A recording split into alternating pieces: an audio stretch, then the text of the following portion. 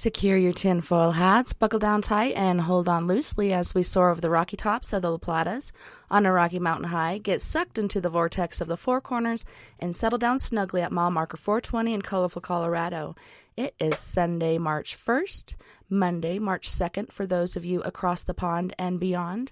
Welcome to We Are Paradox Media's Late Night in the Rockies.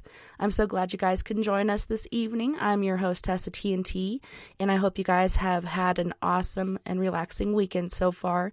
Thank you so much for joining us on one of our many outlets tonight. You may also find us on Spreaker, Periscope, Twitter, Spotify, Apple Podcasts, Google Podcasts, iTunes, iHeartRadio, CastBox, Tumblr, YouTube, SoundCloud, TuneIn Radio, Deezer, as well as Podcast Addict. And we've also been picked up by the Global Enlightenment Network, soon to be on the Fringe FM. So tonight I have a treat for all my guys and gals out there. Tonight we will be talking to and getting to know Mr. Patrick Cross. And Patrick Cross is a TV, radio personality with 28 years experienced as a paranormal investigator in ghost activity, hauntings, and the paranormal. Many years of research and over 300 investigations with real chilling experiences, including demonic encounters, appearing in books, consulting upon by TV shows, news, and media, appearing on many TV and radio shows, included The Haunted Case Files, Seasons 1 and 2, ghost tracking tours and seminars, investigations at famous Casa Loma, Toronto. Patrick is a paranormal representative for Emma's Back Porch and Water Street Cooker for the last 18 years, ghost consultant, tour guide host, TV media paranormal representative, and haunted historian tour guide. He has been coordinating ghost tour groups for 10 to 250 people for events, seminars, TV, radio, news, live, and ghost investigations, and hosting media events, including Facebook Live ghost investigations. Welcome, Patrick, and thanks so much for hanging out with us tonight. Yeah, thank you very much, and thanks for the intro. No worries. So, man, you've had like a full life of paranormal investigating. What got you first interested in the field of the paranormal? Well, it kind of attached to me. I never intended on really doing as a ghost hunter, shall I say, or paranormal investigator. It was early in life, childhood experiences, and I grew up in a haunted house in Toronto, Canada, and I went from there, and everything that pretty well happened on TV later on that people saw in the 70s and 80s happened pretty well to me and a few other people. In those days, you couldn't talk about it. So, example, not only would you hear, but walking around and being touched and, shadows and ghosts, I also had experiences with entities and things trying to grab my legs on the bed. I had red eyes glowing in my closet. I had an organ that was unplugged that would play all kinds of weird music by itself. I have things coming through the walls and hands and blood. I'm bleeding on the walls and blood in my cupboards in my kitchen. And when you wipe it up, it would appear again. So there's all kinds of things going on in my house that was built on a Indian burial ground, and they just drove over all the whole cemeteries and put the houses up. Yeah, it's never a good place to build. I believe that my grandma's house, my granny's house, was built on a Indian burial ground as well. There was just so many crazy things that happened there. Can you tell us about the energy stays there, so it doesn't just leave. My whole street had experience of other hauntings and demonic things and things coming out at everyone too. That's crazy. And you experienced this as a kid? Yeah, it was. Well, the earliest I can remember was when I was about 7 or 8, and then it got worse when I was about 10 and 12 years old. So my father was a devout Christian and kind of like a Bible thumper and a Catholic, and he didn't really believe in ghosts, and even though things would happen, he said the house was settling. So as the doors were opening and closing, he didn't want anything to do with it. and he would kind of like say scriptures in the Bible, cast out these demons, and he thought I would bring stuff home, or I was playing devil music with heavy rock, and every time I mentioned it, he wanted to beat me and lock me in the closet. Yeah, that's not a good way to deal with it. So you actually really didn't have any support growing up with that. No, my brother saw it too, and he got more scared. But I mean, we never really, my mother knew more about it, and she said she saw things, and she was very psychic and sensitive, and that's where I got my psychic abilities. But I couldn't really talk to anybody, and nobody would believe you because you're a kid. And in those days, what can you do? And trying to live with it because, you're living on your parents' roof. They can't really leave, can't really go anywhere. So I decided to start my own kind of business and have kids over on the weekends and see if they would survive. So I charged them $5 or $10. That's awesome. Worked out pretty good because nobody ever stuck around, and they took off and said, "You're haunted," and they ran out the door. I got the money. Heck yeah. Comic books and bubble gum. That's awesome. So that kind of worked, and there was all kinds of things going on. I even had a pool table downstairs, and my brother and I were playing pool. And, you line up for a cue, and you put your arm back. I was literally hitting a body that was standing there solid, but I couldn't see it. And I said, excuse me, and I'm going to move out of the way to take this shot. It was just bizarre, but things like that were happening all the time. So can you tell us about your earliest paranormal experience?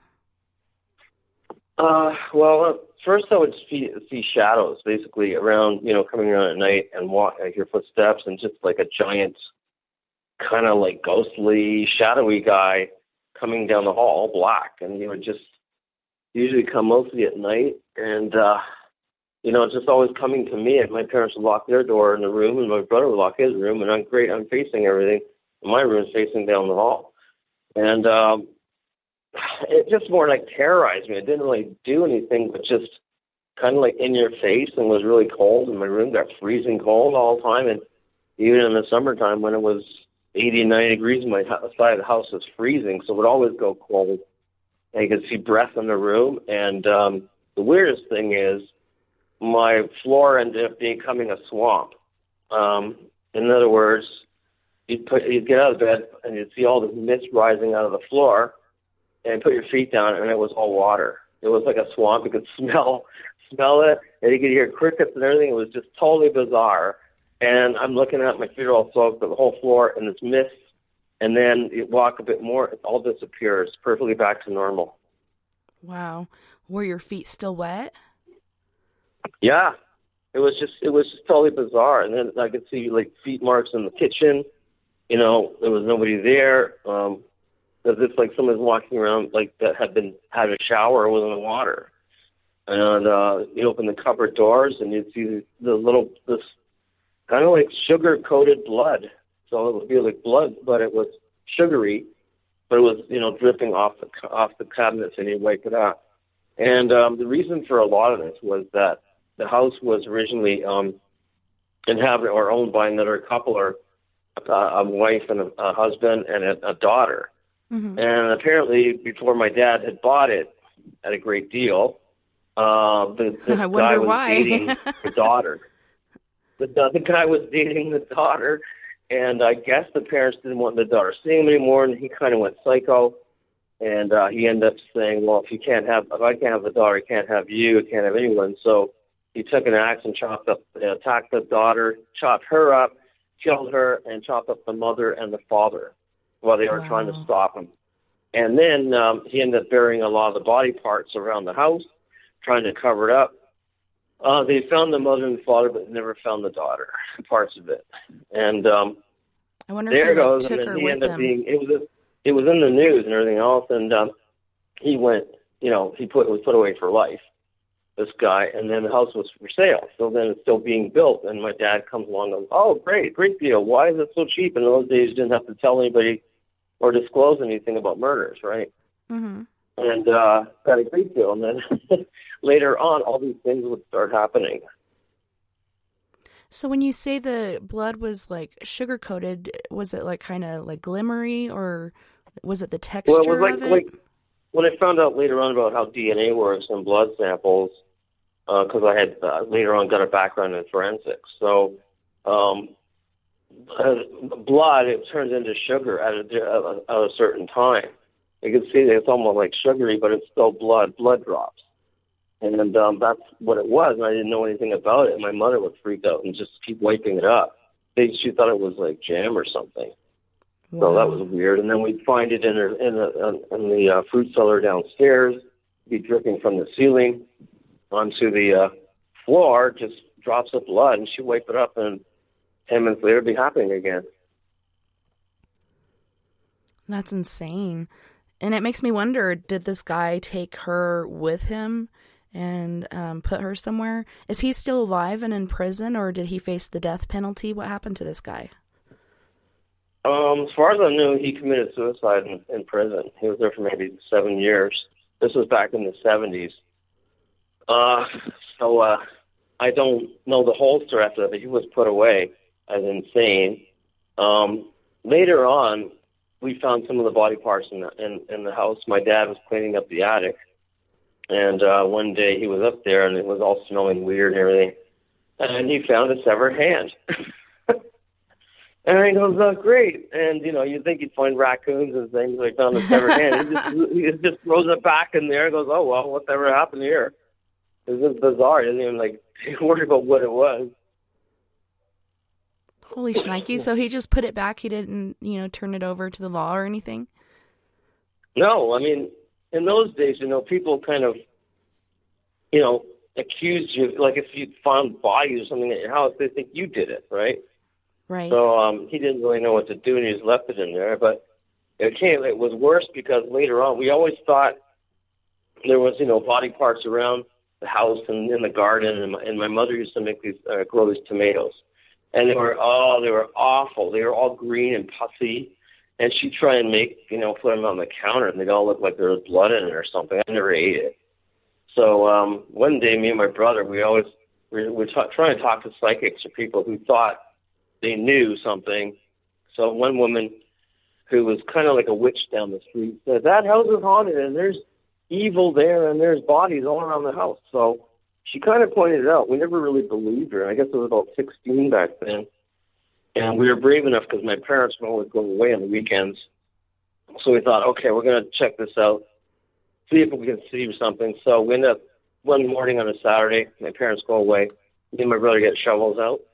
And we start digging on the side of the wall by my house, by my bedroom. I'm thinking, well, if we find anything, we find it. We don't, we don't. So we keep digging. We started a giant pile of, mud and soil, keeps digging, and all these kids are around.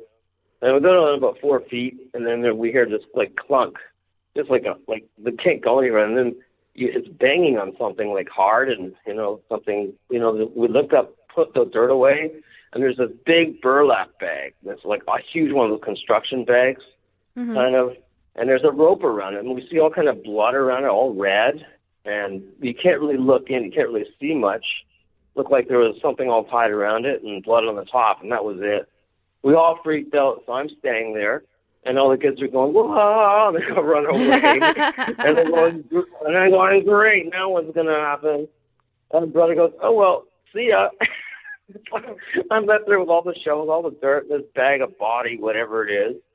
They're going, well, I guess I got to pile it all back up again because nobody will believe me. And if my parents found out, then we'd, charge an accessory of murder or something. So I just piled it all back up again. Oh. Yeah, that's insane. So that had to be not too long before that, perhaps, late 1800s, early 1900s. Burlap bag in the dirt, and you can still tell that that's blood on it. Makes you wonder. Well, it was like a rope tied around it, but it was all dark and black, kind of it looked like blood, Yeah, it was all, old blood and stuff that had happened. Ew. And the weird part was we covered it all up and never told anybody, and then the next weekend we tried the tomato patch. We found bone fragments and teeth fragments. We didn't even go further than that, and looked like a finger. So that was the end of the tomato patch. Oh. It's like, where do you grow? Stuff, There's terrible bodies stuff. everywhere. And after I moved out when I was like 19, we never like people, we never told anything. The bodies are still there. So as far as I know, there's been about 7 families so far that have gone through that house and still had problems. Because also we would hear it, and I would hear at night like chopping like an axe, something like screaming and somebody screaming and like somebody chopped up in the basement and a big chest being drawn across and nothing. I go down here and I see nothing. It was just like bizarre. Do you think that it was an intelligent haunting, or do you think it was residual? I definitely think it was intelligent. Some was residual because it kept repeating like the murder itself. Or the chopping of the axes, I could hear that. And like the blood curdling scream of a girl or a woman would be like very active. Sometimes in the middle of the night, my mother would freak right out, close the door, and she goes, "There is that sound again. Who's screeching?" And it's like, my dad would always go, "It's the house suddenly. Shut up." I mean, yeah, right. That's just cats fighting outside. Go back to sleep, Myrtle.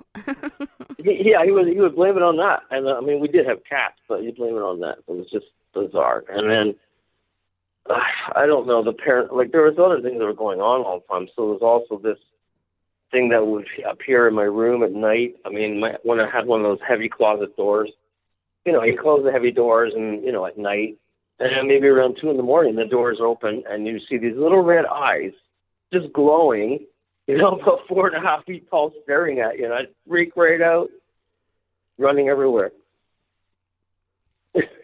So did this thing chase you, and was it always just one, or were there ever multiples? Hang on a sec. Sorry. 1 second. No worries. Yeah, it is.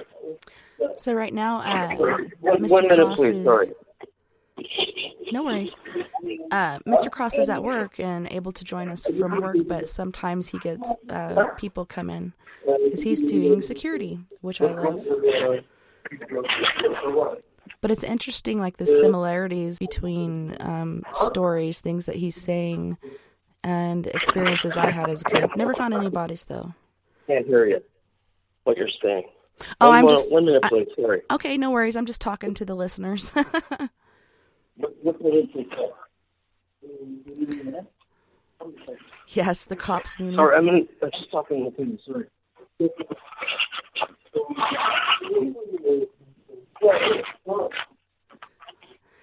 That's what I'm thinking. Like, if I found that hand, I would have turned it in because that could be a part of her, even though I feel like the guy took her with him.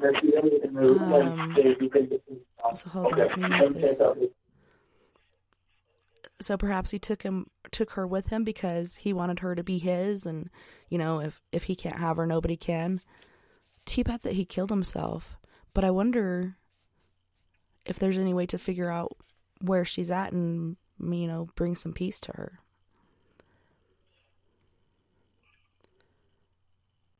But yeah, the little red glowing eyes, my older siblings at my granny's house used to talk about seeing red glowing eyes looking through their window there. And that's the same place I saw the devil. Welcome back. I was just talking to the listeners. I'm not getting interrupted because I'm getting interrupted, not by ghosts, but by people. Right? And because I'm still doing working IT, but sorry about that. No worries. No, I was just telling them similarities between your story and my family's. But the red glowing eyes, so you said it's about 4 or so feet high. Did this ever turn into multiples, or was this just one entity? No, it was only one at the time. It was very bizarre. I don't understand it, and things would always constantly happen. Again, I was kind of very open and intuitive, so things always would come to me. Mm-hmm. I don't know, well, my brother too, and my dad just ignored it all the time. Yeah, when me and my brother lived at our granny's house, we'd go through the same thing, being scared at night and calling out for them, and they're just denying it. But I know they knew what was going on around the house. They just, kind of do the turn the blind eye to it and it'll go away, which it really doesn't work that way. But the red glowing eyes, my older siblings said they saw that through their window, not their closet. And then my brother in the same house was chased around by these little gremlin, goblin dudes. And eventually my grandparents caught him because he'd run the same route through the house, screaming, trying to get away from these things. And he'd trip over the same step coming out of my granny's kitchen into the baking room. That's where she kept all her baking goods. And the last time that he was chased by these things, they caught him and allowed these things to capture him, and he just kind of collapsed in their arms. And then after that, there was no more running through the house night terror thing going on, But it was pretty crazy. I know they knew what was going on, and I feel like they kind of helped them to capture him. So he just, I don't know, keep them from waking up. I'm not sure, but I think they knew what was going on. Can you hang on 1 second again? Sorry. Yeah, no worries. Nothing usually happens. Really, I'll be back. Sorry about that. Or take a break for a couple of minutes. Sorry. Yeah, no problem. So these things, like Junior was saying on Chris Garcia's show, and he's had a lot of the same experiences as me, as far as seeing the devil, seeing these gremlins, because that's the closest thing that you can compare them to is gremlins. And they have these large ears, but not as pronounced as a gremlin's ears are. It's a bit shorter, but still the whole shape and everything. I saw them dancing around a freaking bonfire in the chicken yard outside of my window, and they're dancing around it and chattering and chanting, and some are beating on drums. Some have different weapons like spears, knives, daggers, so on and so forth. And they all stop all at once, music and everything. The noises there. But yeah, they all stopped at once and then looked my direction. So I slammed myself back in the bed, pulled up the best protection for a kid is the covers of armor. But they went away, but then they found my brother. Okay, I'm back again. Sorry. It never happens when it works. Right? You kind of predicted it. It's not going to happen for 3 hours. It's like these ghosts are coming to get me again. They're back. Yeah. From one dimension to another. So you said you'd be running through the house and stuff. Was this thing chasing you? Or were you just, I don't know, trying to get away? Didn't really do much because I had to live with it under my parents, but I hated going to sleep at night. And I actually, it got really bad where the covers of my bed were coming off. So it's like, it's totally bizarre. Yeah, and you were talking about things grabbing your legs and such when you're in bed?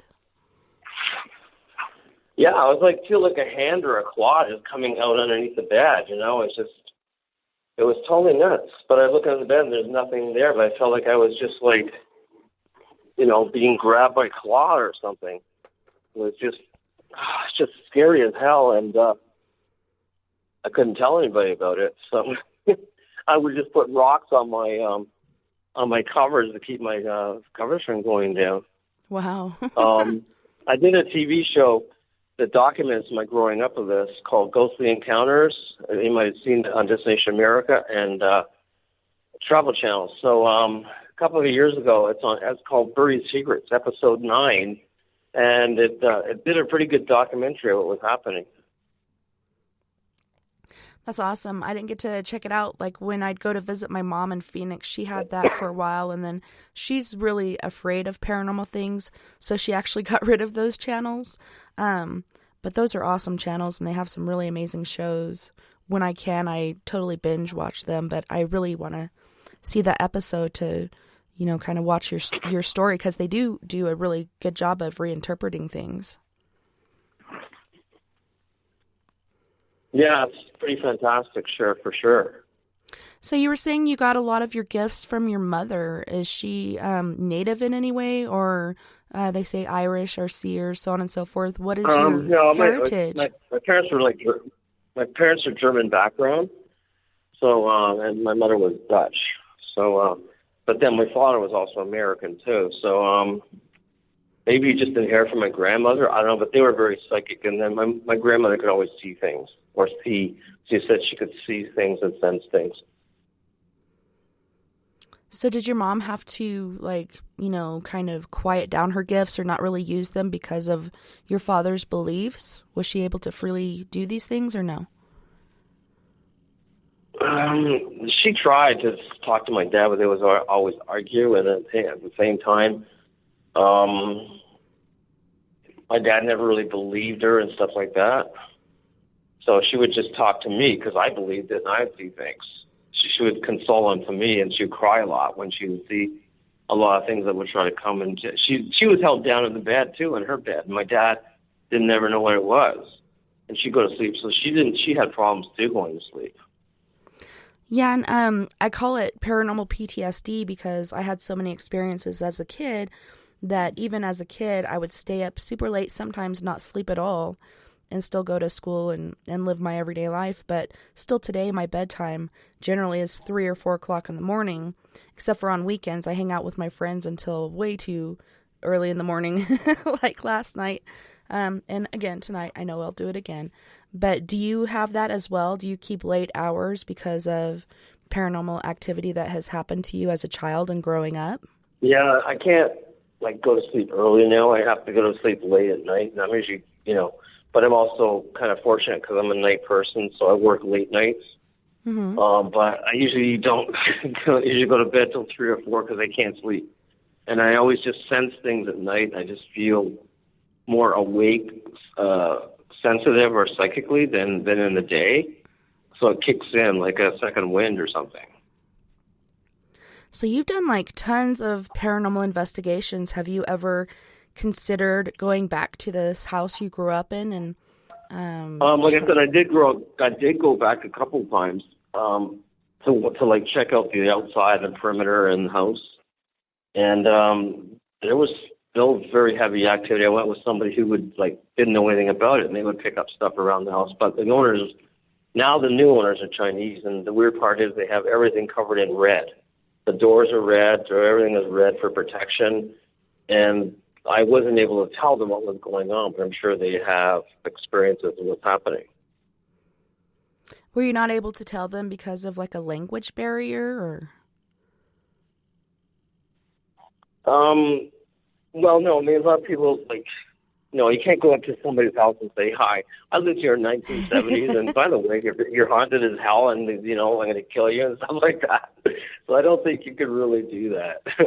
I was trying to be discreet, but to tell them exactly what was going on, I mean, they didn't want to hear it. So they're Oriental and they didn't want to talk about it. So I don't know if they were the 10th people living there or not. Who knows?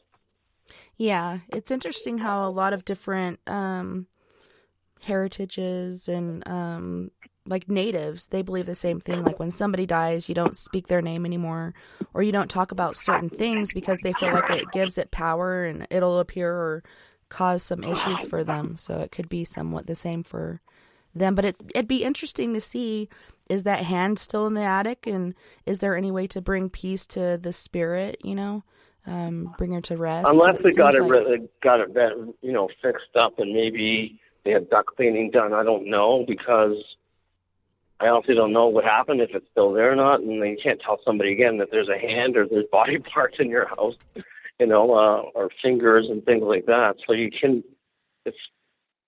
it's hard, because I had it happen to me, and I suffered with it for years, and then maybe you can't really explain it unless they're into it and they understand it, and then they think maybe I would have put it there. You know what I'm saying? Yeah. But, they caught the guy that killed this person, so it would only make sense that you didn't do it, But Robin... No, but I mean, it's maybe 20 or 30 years later, I'm in my late 50s now. I mean, this happened, who knows? Maybe they dealt with it. Maybe, I know it probably didn't go away. When I was there, say, a year ago, I would feel feel the energy. I'd feel all stuff going through your head. Robin in the chat room has a question for you. He says, when I was in my early 20s, I was almost all the way downstairs to the basement, and he saw a full body apparition behind him, and he said it had red eyes, green face, and a hatchet, and he said it scared him so much he couldn't move for a while. He was just like frozen in fear. I'm not sure what his question is. Second part, he's thinking maybe he's too close to something. Well, first of all, you have to look at the history of what anything was there. If I do any investigations, I always do a whole bunch of research about what happened, why it's happening, and as you know, if there's a reaction to an action all the time. So something doesn't just start happening. If something made it happen, or something came through it, or maybe he bought something that was antique and was possessed or has an attachment. So you can do that too. You can buy things and bring them home. And next thing you know, they're haunted, and then you're haunted. So I've had a lot of that where people like something, and then their items now are attached, and things are coming through them. Yeah, there are haunted items out there. That's interesting. People have had all kinds of issues like divorce and family splits and such just because they brought home like a wash basin or some sort of antique or even jewelry. It depends on what the spirit is attached to. So it's interesting how that does happen and how the person is drawn to it. But you were saying I won't wear estate jewelry if somebody else passes it on, or my mother or father or anybody else, or I bought or got it, because it has the energy of that person, right? So that if that person had energy, something bad or sick, you're going to get sick. And I've heard those stories where somebody had something and then they got sick. Mm-hmm. So that can, it's all a lot about spirit energy, but I mean, if you cleanse yourself and protect yourself and ground yourself, most of the time you don't have any problems. Yeah, it's interesting. So, you were saying you'd invite kids over and you'd make money doing that. In school, were you accepted and your stories accepted, or did you kind of just keep that stuff to yourself? I couldn't really talk about it at school because they thought you're younger and you're nuts, and then I got bullied a bit too. So if I started saying I'm haunted, then that would get other kids to haunt you and try to cheat you and scare you. So I kept a lot of it to myself, and I was pretty depressed over a lot of it, and then how that was happening to me. And my main outlet that I got out of it or I tried to become positive, was I started picking up guitar and learning guitar, and then I was very much into rock music at the time, and that was kind of like my savior, that I would play music when everything was going wrong. So I became a really good guitarist out of that, and that's kind of like I'd turn up the volume and turn up the amps and drown out any ghosts that were there, and that would chase them away. Mm-hmm.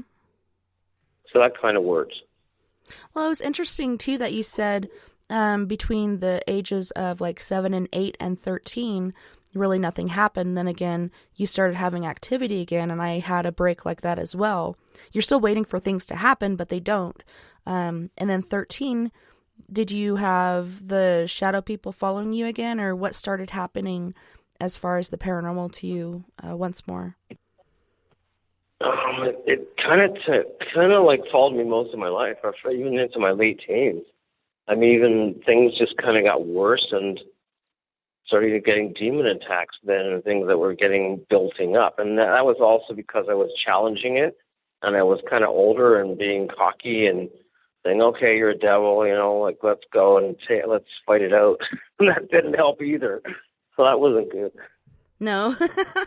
You probably learned a valuable lesson there. I just got more and more stuff happen as it went on. It's like, oh man, I got like 6 hours to tell you all my demon stuff. I can get into that later if you want. It's just a lot of stuff just kept going, and I don't know. I just think I kept being psychically open, and the more you are open to things, the more you attract. Mm-hmm. It's kind of like a beacon. Like our house, when we moved in here, we had one ghost here. His name was John. He had lived here and passed away from emphysema. He's a cool guy, laid back, doesn't cause any issues, but due to the fact that myself and my kids and my husband are gifted, it's kind of like a magnet and things are drawn into our home. Do you experience that as well because you are open to these things? Yeah, I mean, well, now I see things and sense things, but I could pick up stuff, and a lot of things would just follow me and pick it up. But later on, I learned how to turn it off, actually. That you don't have them all coming to you because they know that you can hear them and see them. So my gift is I'm clairvoyant, so I can hear them talking in my ear and major conversations and things going on, and after a while, they all want to talk to you, and you just have major conversations, and people look at it, and there's nobody there.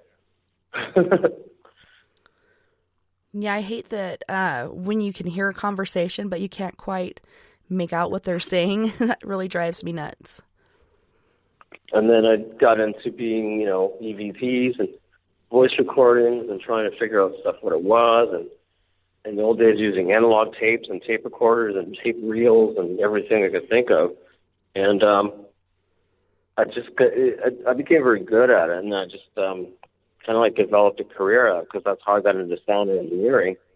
And then I started working in sound and TV and television and recording studios. So sound, and I was really got that way from music and being that and learning about microphones and how to record vibrations in a room and sound and all that kind of stuff. Yeah, it's very interesting and in-depth, like the certain things you have to learn. Sound is amazing, and the things that you can pick up, and like you said, the vibrations that you're picking up on, but maybe other people can't. So somehow through audio and video, you can do that. And you had sent me a couple EVPs, and this was from a haunted doll, one of these EVPs? Got quite a few of them. I mean, I could always send you more. Those are like an actual case I'm working on is like haunted dolls with a friend of mine or a person or a client that I'm working with. And she has a lot of these dolls that are really old from the 1800s. And they have attachments, and they're intelligent ghosts. They're little children that are attached to these dolls. And I've been doing some great results of intelligently talking to them, and they've been talking, but it's kind of hard for them. So all they say is hi and hello, and I'm here, and the other guy, for some reason, is an alcoholic attachment or a ghost attached to the doll, and he's an alcoholic, and he drinks, and he farts, and he burps, and it's just bizarre what we've been recording. And I got that on the Facebook page. Anyone could check it out. It's just, we call him Boo, but it's the doll's from Missouri, but it's just bizarre because he's always telling us to swear. He swears off at us, and he's drinking my beer. It's just bizarre. You hear him slurping and drinking. That is bizarre, and it makes you wonder, like, why do they decide to possess these dolls? It's pretty weird. Yeah, I just got to take a couple minutes for a second. I'll be right back. Sorry. No worries. This never happens when I'm on with you. Right back. Sorry. No worries at all. Okay, so I'm trying to look up our conversation. For some reason, I'm having difficulty finding it, even though it was just here. But he did send a couple EVPs, and I wasn't able to download them for the show as a MP3 or MP4. But if I can pull them up, I will definitely play that for you guys. For some reason, what the heck is going on? Let me try this route. I'll go through Facebook and then go to Messenger, because I think it's in my daughter's my daughter's Messenger app, and I'm going to be a good mother and not check those out. But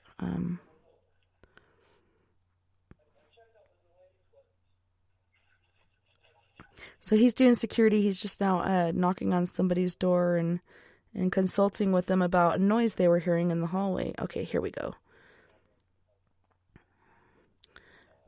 Mr. Patrick Cross.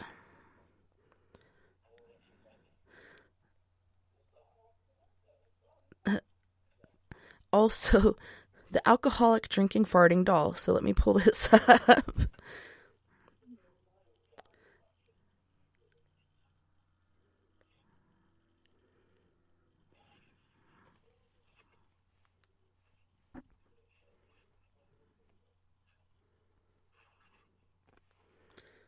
Okay, let's see. I guess it's muted. Yeah, it's muted. Okay, here we go. George, say something. Yes. George, say something. George, say something. So I'm pulling up these George, say something. videos you have on here. Boo, the drink. I'm kind of back. Kind of back. I'm back, yeah, floating in and out. It's a little hard to see. If you keep listening to it, one says it swears, and then the other one says, hi, I'm here. Here's the second video. What do you have to say to Patrick? Are you mad at him? That was him farting. What do you have to say to Patrick? Are you mad at him? So he's actually farting and burping at me. It's just pretty bizarre. Right? It's kind of funny, but like just weird how this ghost is like very kind of vulgar and swearing, and he never wants to tell us his name. Okay, here's the third one. What kind of pants do you want, man? Everybody wants to be naked. What kind of pants do you want, man? Everybody wants to be naked. What kind of pants do you want, man? Everybody wants to be naked. Did he belch just then? Is that what that was? Yeah, he belched, and I think he swore too. He says, something. I'm going to repeat the word. But yeah, I've been doing a lot of that, and that's the most recent one, and got some interest from TV networks about that, doing Haunted Doll series, so. Yeah, and a lot of people are really freaked out about it and also very intrigued by it. Like, it's just out of this world. So let me take this one back. This is about a 10-second clip, and it shows, is that Boo, the doll? Like a little baby doll? Yeah, it's a little black doll, but again, the eyes are painted on because that's how old the dolls are.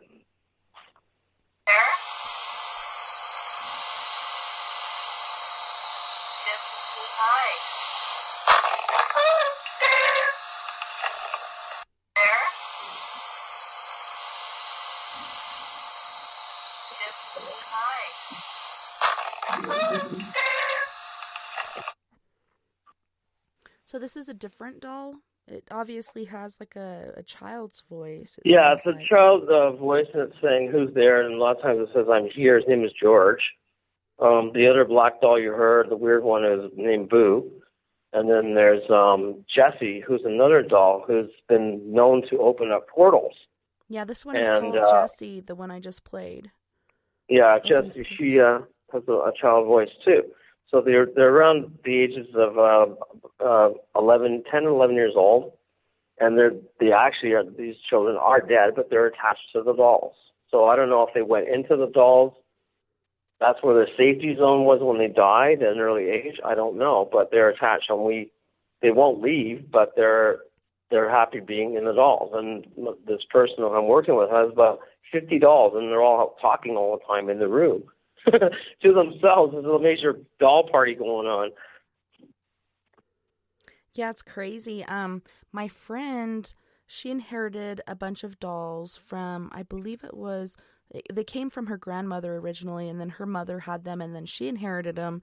And there was one particular doll in this collection that was haunted, and I guess it was her grandmother's best friend's doll, and they lived in, I believe it was Germany. It could have been somewhere else, but their house, they lived in like a condo, and they both had apartments each on each side of the building, and the best friend's house actually got hit by some sort of missile or mortar or whatnot, and that little girl died, and she was able to keep her baby doll, and they believe that the spirit of that little girl is attached and basically possessing that doll as well.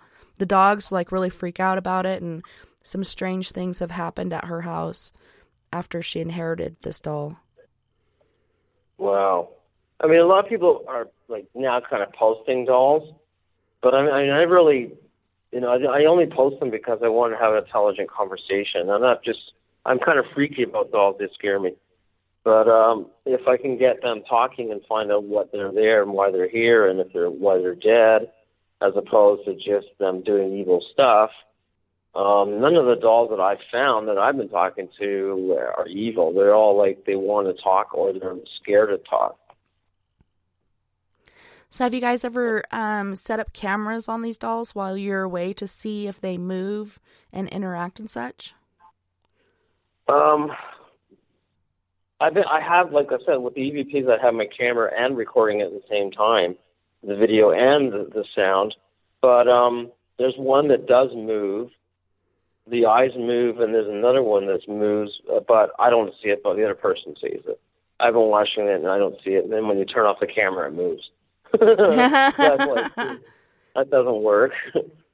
But we're trying to get this other one because she can actually open a whole portal. And we were playing around with it about a week ago, Jesse, and you can see this, like, I had the green lights on it, you know, the little lights that you can track the ghosts. And the whole thing was swirling around as a green swirl, opening a portal. Was just, oh, man, I wish I would have got that on video. It was amazing. Yeah, it sucks when that happens, when you're there, you experience something, but you don't capture it. And it always tends to, like you say, happen when the camera's off. And they mostly happen later at night. For some reason, they apparently said they want to come out. They play all day, and then they go back into the dolls at night, and then they come out after like 7, 8 o'clock. It's weird, and they all want to play all day, and they're never in the dolls. They're not even in there, but then they come back in the dolls again after supper time. Huh. So you think they go other places outside of the doll, and then they return to it? Yeah, I don't know where they do, but why they're all playing together, and then they're having a great time running around, and they can project themselves somewhere, and then they come back again. Has it been reported, like, you could hear footsteps running or whatnot?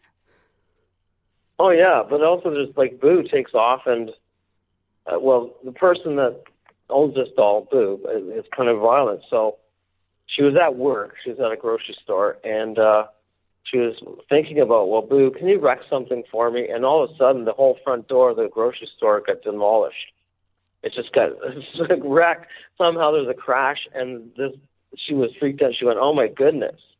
And she was mad at the customers that day, and then she basically, I guess, manifested Boo, and Boo basically just destroyed this door in the grocery store. And she was mad at him, and she goes, holy cow. So, and that happened right after she thought it. Did they have any sort of security cameras on the door? Generally, they do, where they could replay it and see what happened if they could see anything hitting the door. Top just something hit it and banged it. I don't know if they played it back or not, but I was pretty shocked because it was pretty disastrous. The whole thing wouldn't work; just bang, smashed all over the place. That's just crazy. Bizarre. The different ways that they can manifest and different things they can do. And I don't know, I think it all depends on how in touch spiritually you are in order to be able to do these things as far as manifest. A lot of people are gone for a while and they don't show up until later. Some people right away, like my mentor, she showed up the night she had passed away and she was so beautiful and no longer sick, but it was amazing how in touch with her spirituality that she was, that she could appear this way and so soon after she passed. Yeah, bizarre. And then the weird part is, like, well, this girl that I'm working with, the dolls that own the dolls, they're very sensitive, so she talks to them all the time. And the weird part is Boo is basically, all the dolls are scared of Boo, so we put him away in a room with a litter box. And then he's away in the corner, and then away in the corner so he doesn't bug them, and then the dolls start talking because they're scared of him. They're like, stay away from that doll. It's not friendly. And he said, no way, they're not going to talk. And he's even said that on tape. I don't have that up yet, but I'm going to put that one up too. Yeah, it's the hard part for me, with paranormal investigation is going through all the materials. I really need a tech person to do that because I'll get so many recordings and then never go through them. So I wonder what I have. Well, I kind of like have a filter, or I have two programs. One is Audacity, which is a really good program that you can edit everything.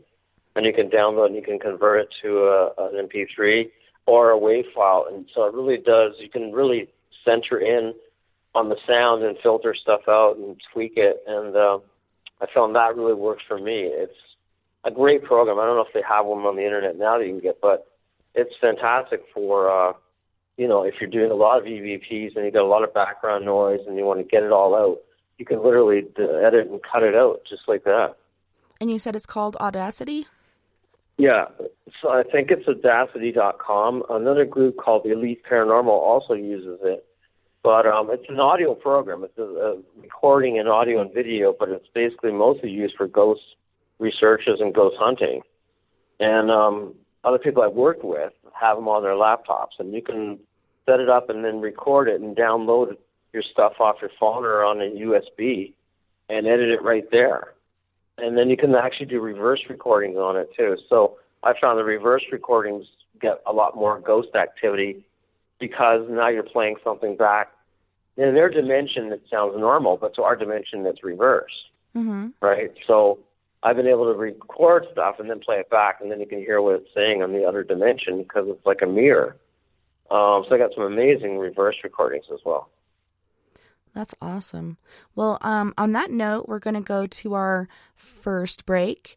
And on this break, we have Miss McKaylin Hay, who is an Ontario, Canada phenom. She's a very young girl, very talented. And she'll be singing Devil You Know, Mirror, and Pins and Needles. And then we have Mr. Fred Johnson III from Canyon Country, California, with After Dark. You guys don't go anywhere. We'll be right back right after this musical break.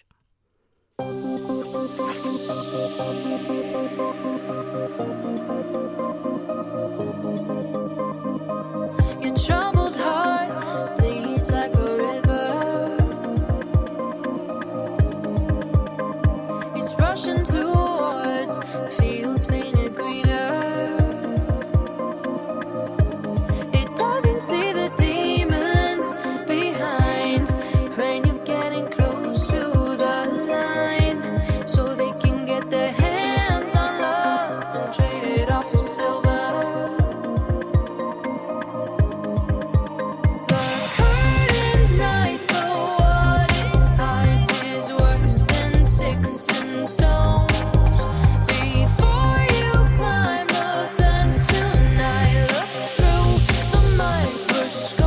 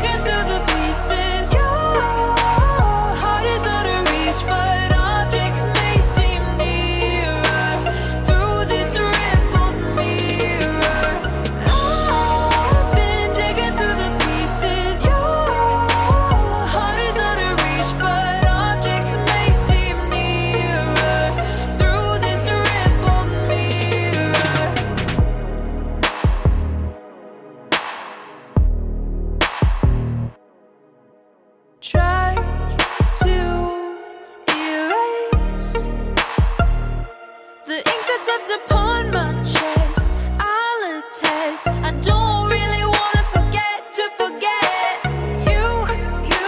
Taught me how to turn a blind eye. I showed you how to keep your shoulder cold.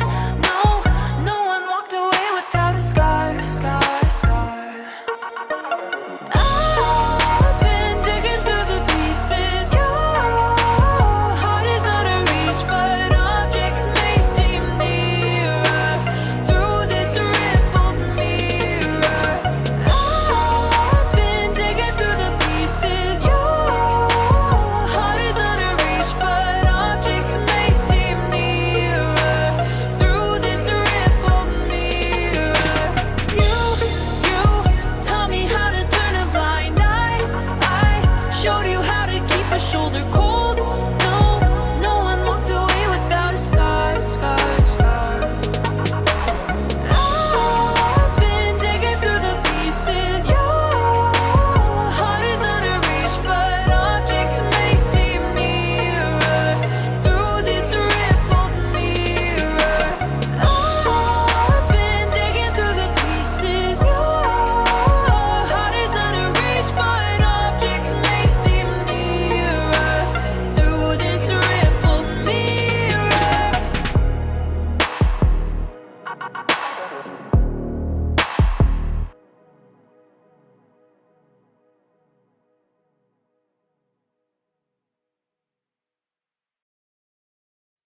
Talking on pins and needles, every word through a microscope.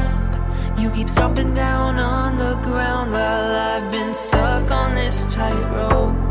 I just wanna say what I wanna say without your sentence. I'm not willing to do the time when I'm innocent, and I'm innocent. Talking on pins and needles. Talking on pins and needles. I'm gonna hang it up, hang it up, hang it up. And I'm done, and I'm done, and I'm done, done, done. I'm gonna hang it up, hang it up, hang it up. And I'm done, and I'm done, and I'm done, done, done. I'm gonna hang it up, hang it up, hang it up. And I'm done, and I'm done, and I'm done, done, done. I'm gonna hang it up, hang it up, hang it up. And I'm done, and I'm done, and I'm done, done, done. Walked on my share of thin ice with your blowtorch at my feet. You won't ever see me beg, so take this tongue off your leash. I'm gonna say what I wanna say, don't need permission. Interpret it how you want, it's my decision. Talking on pins and needles. Talking on pins and needles. I'm gonna hang it up, hang it up, hang it up. And I'm done, and I'm done, and I'm done, done, done. I'm gonna hang it up, hang it up, hang it up. And I'm done, and I'm done, and I'm done, done, done. I'm gonna hang it up, hang it up, hang it up. And I'm done, and I'm done, and I'm done, done, done. I'm gonna hang it up, hang it up, hang it up. And I'm done, and I'm done, and I'm done, done, done. Dancing on shattered glass, kicking the pieces all around. My safety has been broken, this is now a hunting ground. Talking on pins and needles. Talking on pins and needles. I'm gonna hang it up, hang it up, hang it up.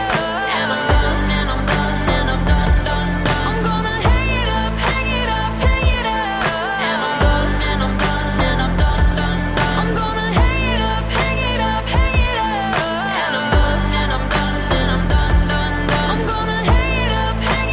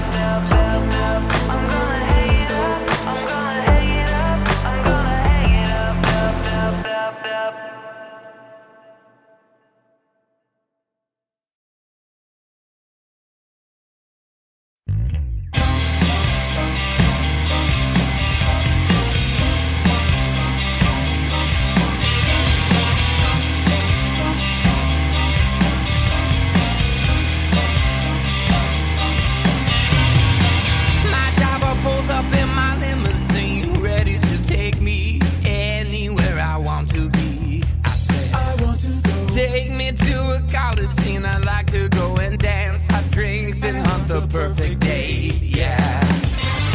Living at the dark, I search lonely to find hidden shadows in the dark.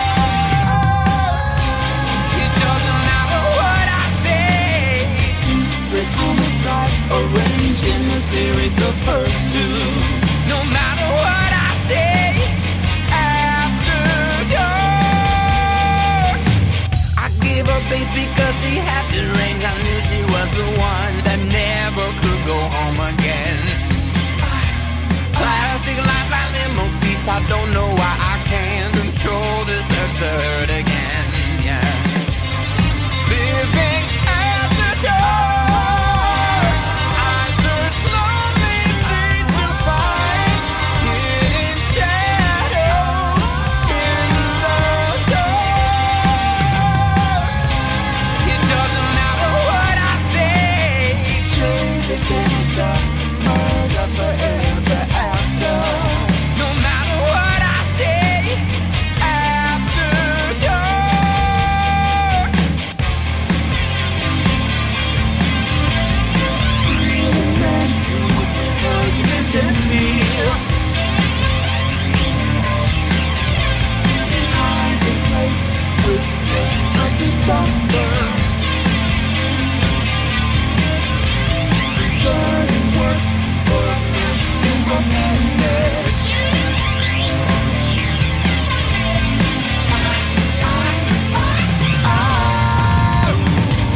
It doesn't matter what I say.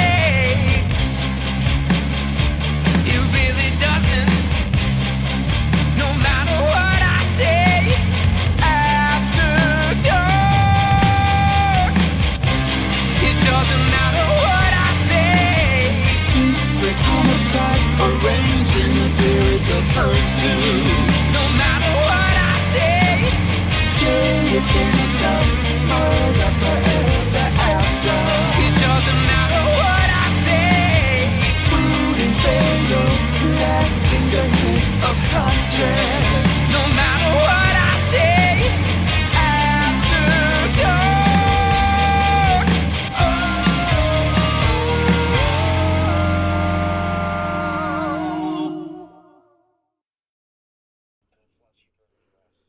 Welcome back, and thanks so much for joining us this evening on We Are Paradox Media's Late Night in the Rockies. Tonight we are joined by Mr. Patrick Cross. Welcome back, Patrick, and thanks so much for hanging out with us tonight. Yeah, and all the doors and bangings that you're hearing I didn't do it. Right? Something else was going on. Yeah, I thought I heard you talking to somebody earlier about some noise in the hallway or whatever, and I don't know, but... So the thing was the noise in the hallway. It's just weird because there's never any noises, and they heard a banging going on in the ceiling, but there's never been, it's like a hallway, and it leads to like the luncheon room and the meeting room. And somebody was saying, "There's who's banging on the ceiling?" And that's why I had to go check it out because I had no idea. It never happens, and it only happens when I'm on the radio, right? Like right here tonight. That was just bizarre. Somebody's trying to get their attention or your attention. Yeah, it's weird.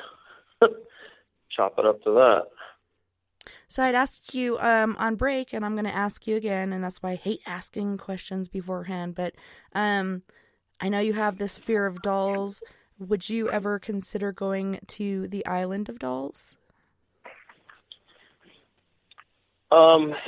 I'd have to go with somebody else, some people, but it does freak me out. If I did go, I'd have to go with a few people because I just, just get this really weird, eerie, somebody watching me feeling. Yeah. Just somebody standing there staring at you? Yeah. Just creepy stuff, and like these dolls that I'm doing, like investigating and talking to, it's weird because you're talking to them, but they're just staring at you. But I'm sure they're listening and recording everything you say. So that's why I get all back later. And you see like these different haunted dolls on the internet, and it makes you wonder, are these dolls really haunted, or is somebody trying to make money just saying they are and selling these things? Where does your friend get her haunted dolls? That's the thing. Like, how can you know if it's haunted or not? Somebody can say that to get money, or unless they like. And then when you ask them to have actual footage and video and sound, then it becomes not a haunted doll anymore because they can't prove it, right? So, video and pictures don't lie, and that's the only way I could verify it, if I could actually see it happening or see it or there were witnesses. But nowadays, everybody's trying to get on TV or media or somewhere, or their claim to fame. So they're trying everything to go, look at me, there's a haunted doll. You know what I'm saying? So they're not doing it for the research. They're doing it for the sensationalism, and that's the problem with a lot of TV shows and media now. Everybody wants to be a ghost hunter. Everybody wants to look at haunted dolls or be evil, and that's not what it was ever about. Well, yeah, we're trying to prove it, and it's hard to prove it because, they sit there and they talk about the scientific method, but really, how can you take something into a sterile environment and have something happen repeatedly to prove that this is actually happening? There's no way to do that because there's so many different environments, a lot of them far from sterile, where we're doing these investigations, but there's different tools that you can use, and they're all marked as for entertainment purposes only, because of backlash or lawsuits or whatnot that could happen, I guess. But some of these things really do work. And you were talking about your heritage and your Dutch and German, which is part of my lineage as well. Germans were, some of the first people to use dowsing. I actually heard of people using sausages on scissors or whatnot as a dowser. Today's dowsing rods are copper wire basically, and you can use like a big pin to make handles or whatnot. They're really easy to make. Have you ever used dowsing rods? Yeah, I prefer copper and also copper tips. So I find it works well. I've used them as almost like a pendulum, asking questions yes and no. So if you hold them like lightly in your hand, on either hand, and if they cross, it's a no, and if it opens, it's yes, right? So, I've used that to verify answers and things in rooms where there's a presence or there's a ghost or there's a cold spot, and that's worked pretty good. But then I use tape recorders, and I use the SB7, the Spirit That's box. my favorite. That's the best one I can say. I can vouch for. I like other stuff, and I also use the old Sony analog tapes and little tapes, in which I do. It's still great because it records everything and it catches everything. A lot of the new stuff, the problem is that you can't calibrate it, and you don't know if it's going to work. So I've always used Sony stuff, and even the old stuff, the analog stuff, I'm still using the tapes, little cassettes, and it has reverse recording on it, and you can slow down the pitch. It doesn't work as good. Like the new ones, the digitals are okay, but it compresses all the sound. So that's the big problem. It compresses all the high ends and low ends, and your highs and lows, and you only have the mids, so you're not getting the full spectrum of the hertz of the sound of the voices that could be happening at 40 hertz or 100 hertz. I've actually talked to people about new technology, old technology. You're talking about voice recorders, but even cameras. Have you tried taking pictures with a film camera as well as a digital camera? Because like you said, they do pick up different things. Like you said, for digital sound, it compresses things and tries to get rid of noise instead of having everything there, like the old recordings or the old recorders. So it's interesting. I also still use old VHS tape recorders because it has a full bandwidth. So instead of like recording video, you can use the actual recorder and plug in audio only, and it will record the full band on the VHS tapes, which is comparable to none because that's the way the original recordings were, original sound recordings and mastered. So if you want a full surround sound, I do that, and then use a unidirectional mic in the room or set up a couple mics, and then have one in the center of the room and two two on the corners, and then you have a full unidirectional spread that you can get anything around it if it's in a room that's haunted and sensitive. And then just record from the outside, run your cables, and got some amazing stuff when you play it back. It's very interesting what you can catch, and a lot of times, I don't know, I know it's hard for spirits to get the energy to manifest and to be able to speak, and it seems like, when you have sleep paralysis or you're having a nightmare where you're trying to scream, but all that comes out is a whisper, and generally these EVPs are like in a whisper form. Sometimes it sounds like somebody standing right next to you talking. A lot of times you don't hear it and the recorder picks it up, or sometimes you hear it and the recorder doesn't. It's so amazing the different wavelengths and such that are happening there for these different things to be recorded or not to be. It really amazes me when you hear it with your ear, but nothing picks it up. How is that possible? Yeah, and then the other is reverse. You're recording and you hear nothing, and then you play it back and there's something there. And that's happened a lot with when we're doing the dolls. I hear nothing, like when I was recording them, and then when I play it back, you hear everything. Like you hear me in the background, you hear the person in the back, and then you hear the doll chatting away and saying right over your voice. So it's always over your voice or under your voice. Especially like Boo talking or swearing, you hear him right above your voice. Yeah, and it sounds like he's right there, like when he, farted or whatever. It sounded like if you make a fart noise with your mouth, but it's funny. Yeah, it's impossible because it sounds like a little, sound that would over your voice. You couldn't be doing it at the same time that it's doing it.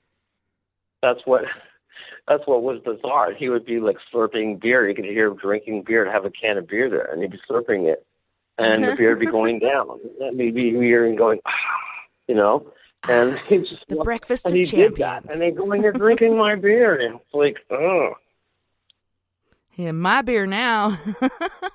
And he liked it. He's just being a brat. And we know it's a ghost.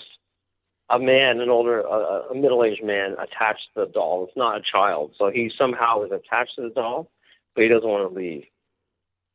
Have you guys used any apps or like a Paranormal Puck or an Ovilus or anything to try to figure out what his story is? Like, is he stuck? Is he where he wants to be? Is there some way I tried that. Even with an Ovilus, it doesn't work as well because it only gives you certain words and not a sentence. Yeah, it's kind of like a puzzle. But then I've used a ghost box recently. Oh, you're breaking up. It'll pick up like the whole thing saying I'm here, or leave me alone over the airwaves, and you have to have like a medium kind of channel because you can't have a full spectrum channel because you hear the radio. So you have to have it kind of like in between a white noise and an actual signal. And then you can pick it up. You'll hear whenever the voice is coming through or a sentence distinctly something else. Like the other doll we call it B, she came through, I think she died of a lung cancer, and she could hear her breathy trying to talk and breathe. And she's saying, I'm so tired. And you could hear her voice over the airwaves. Mm-hmm. Yet the radio wasn't talking anything like that at all. It was like talking about music or something else. So, I mean, it worked really good. And then the nice thing is you can tune it, and you can do download and do reverse. So with all that, I like that one the best. And then I like the Panasonic, which is also really good to focus in and get direct sounds out of it. So I don't know. I find within a 2-foot radius within the haunted object is where I get most of the activity. Like not on it, but either away from it. Yeah. So you get a spatial kind of area to work with, and then it works. Yeah, it's interesting how that works. You think it would be like centrally located in the doll, but it could be a perimeter. You know, who's to say how big or how small this energy is? Can it really be contained in one little doll? I don't think so. So like you're saying that 2-foot perimeter, that's pretty good idea there. I found that's a great kind of thing. Even if you're in a room or another room that's haunted or some other place, I don't know, for some reason, it's your space, right? So you know how you come close to someone and that's your space and it's within a 2 feet radius? I feel that's the same way when something is there or somebody died or a ghost. Don't come near me. That's my space. You're in my space, you know? Mm-hmm. That's So my I bubble. find the same way. Yeah, it works the same way when somebody's too close or in an elevator and a crowded place. You don't want to be with that person around it because you feel crowded. So you said you're clairvoyant, correct? Or was it clairaudient? Well, I used to say, no, I guess clairaudio, but both, because I used to be able to pick up everything.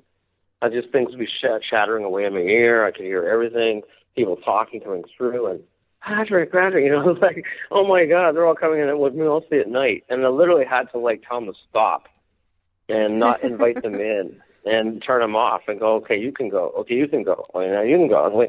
And I'd be recording the whole thing. And even with other people, they would go, like, who are you talking to? And you could hear it. And I'd say the same thing. They'd listen to me and then play it back, and you could hear me talking the same thing. But then the ghost is talking to me, and you could hear it all. Yeah, and then you get, like, people calling your name. Do you ever get that?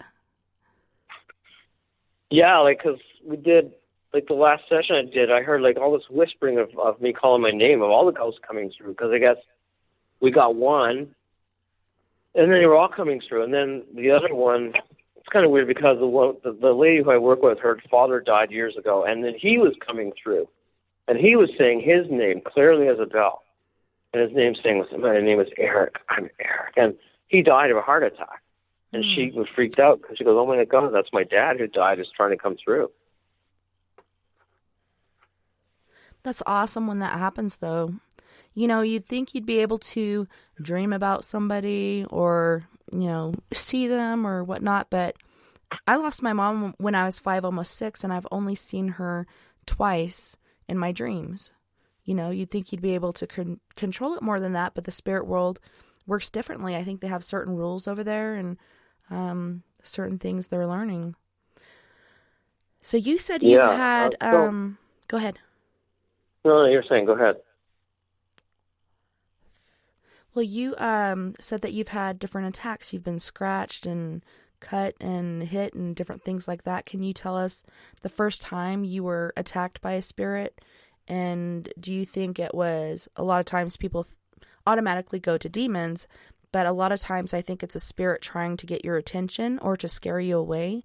Can you tell us about your first physical contact with a ghost or entity? Yeah, like, cause when I was a kid, like, again, when I was, or a teenager, like more of this happened when I was going to bed, I would feel like claws or something scraping on my legs, trying to grab my legs, and I could look down to be claw marks, and I could actually see this kind of like furry hand, but it's like 3 claws on it, like coming out under the bed. And that scared the crap out of me. Oh my God, I don't know what the hell was it doing. So that kind of like was weird why I was kind of like attacked. I don't know what the relation to that was. Maybe the land, maybe it didn't want us there. That was my first experience. But then my major one that I got happened years later. I do ghost walks. So I do actual walks and tours in Burlington, Ontario, and there's a cemetery that's pretty haunted. It's one of the old cemeteries in Ontario. It's called St. Luke's, dated back to 1823. So that's in the Indian ground, and there's Indians buried there, and they're very protective of the land. And I think they conjured up some kind of demon entity to protect them and protect the land. I got attacked there too. And then I got attacked, and then just like something just came at me and got scratches and cuts and breath. And the first time I could actually, you know, smell like really a putrid smell and hear it saying "get out" in a really breath, and it was screech like a banshee, and like that freaked me out. Was it like rotting meat or sulfuric it's like, or? It's half was sulfuric and half was, you know, rotting. But then again, I had also attack from a demon dog too, and when I was growing up in my house, and that almost got me, and that was another story. But like a hellhound. Yeah, and I actually experienced that. So I'm working that on my new on one of the shows I'm working on, and I'm submitted it. But the weird part was, my whole street had that kind of like problem and eeriness, because the weird part, the street's name was like Ludgate Drive, and Ludgate is the most haunted town in London, England, when I researched it. And again, it was built on Indian ground and then run over. The weird part is that Ludgate also runs right into Stonehenge. It has the most haunted town, the most haunted things, and the most haunted roadways going to Stonehenge in England, and that's the name of my street. And the weird part was, almost every couple of months, somebody was dying in each house all the way to the end of the street. And that went on for a couple of years in each house. So there's always something happening. And then there was this witch that would live down by the end of the street. She was doing black masses and covens. And she lived in a house, and we always were kind of curious and peeping in the windows and trying to figure out what she was doing. And we'd always go, oh, there's that witch, and then we point to her, and she'd always go out at night. She'd have a black hat and black stuff, and she'd go down to this wooded area. We call it Humber Valley, Humber River, and they would do these covens and do rituals and stuff. And we also looked at the house, and there was no furniture other than like some tables and an altar. And a huge pentagram was in the middle of the floor in the living room. So it set up like some kind of altar or some kind of like worshiping thing. It was really, really freaky, and we always got scared, run away, right? But we'd go out at night, watch this, and always worried we'd get caught and see them with burning fires and doing rituals in the woods and all kinds of stuff, incantations. So, long story short, then one night, because there was always something happening going around my house, I guess she saw us at the house and banned us. Said, I'll get you or something. And then the next night, I'll get you, my pretties. I'm coming home, and I'm coming home off the wooded area, kind of like, and I have to go past a hedge at my house. And all of a sudden, there's this huge wind that's blowing up, and it's about 2 a.m. It was quiet and everything else. It was in a summer day. Nothing, and all of a sudden, this heard this kind of like growling, and I'm barking way down the end of the street. And it's like something is like black and coming up the street, so I didn't think much of it. I start going around, like, walking towards past the hedge, and keep going, what the hell is that? And something, I hear this growling, bounding down the street. It looked like a dog, and then it looked like a wolf, and it looked like a bigger wolf. And I go, oh my God. And then wind is everywhere, and it starts trying to push me back because I'm trying to, oh shit, I'm going to run to the house. Something's coming, I know what it was. And I just hear this screeching and growling and snarling and hissing, and oh my God. And I look back, and it's like huge, just about 50 feet away now. I bolted right to my door, and I could see around it, and there were glowing red eyes, pitch glowing red eyes, and a silver necklace around it with a pentagram.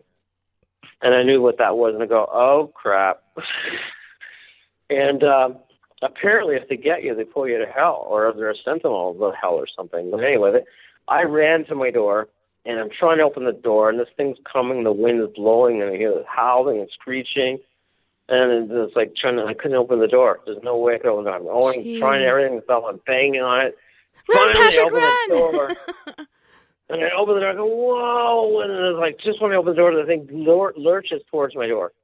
And just bang, right into it. I'm closing the door, I'm pushing it back, and the thing is heaving, like back and forth, trying to something come in. And I hear this big scratching on the door, claw marks, clawing the door and everything. Freaking out, my dad wakes up, and he's going upstairs, and what the hell are you doing? And what's wrong with you? What's going on? Who's trying to break in? And all this stuff. I go, there's a dog. He goes, yeah, sure, there's a dog. Dogs don't do that. So my dad's freaking out.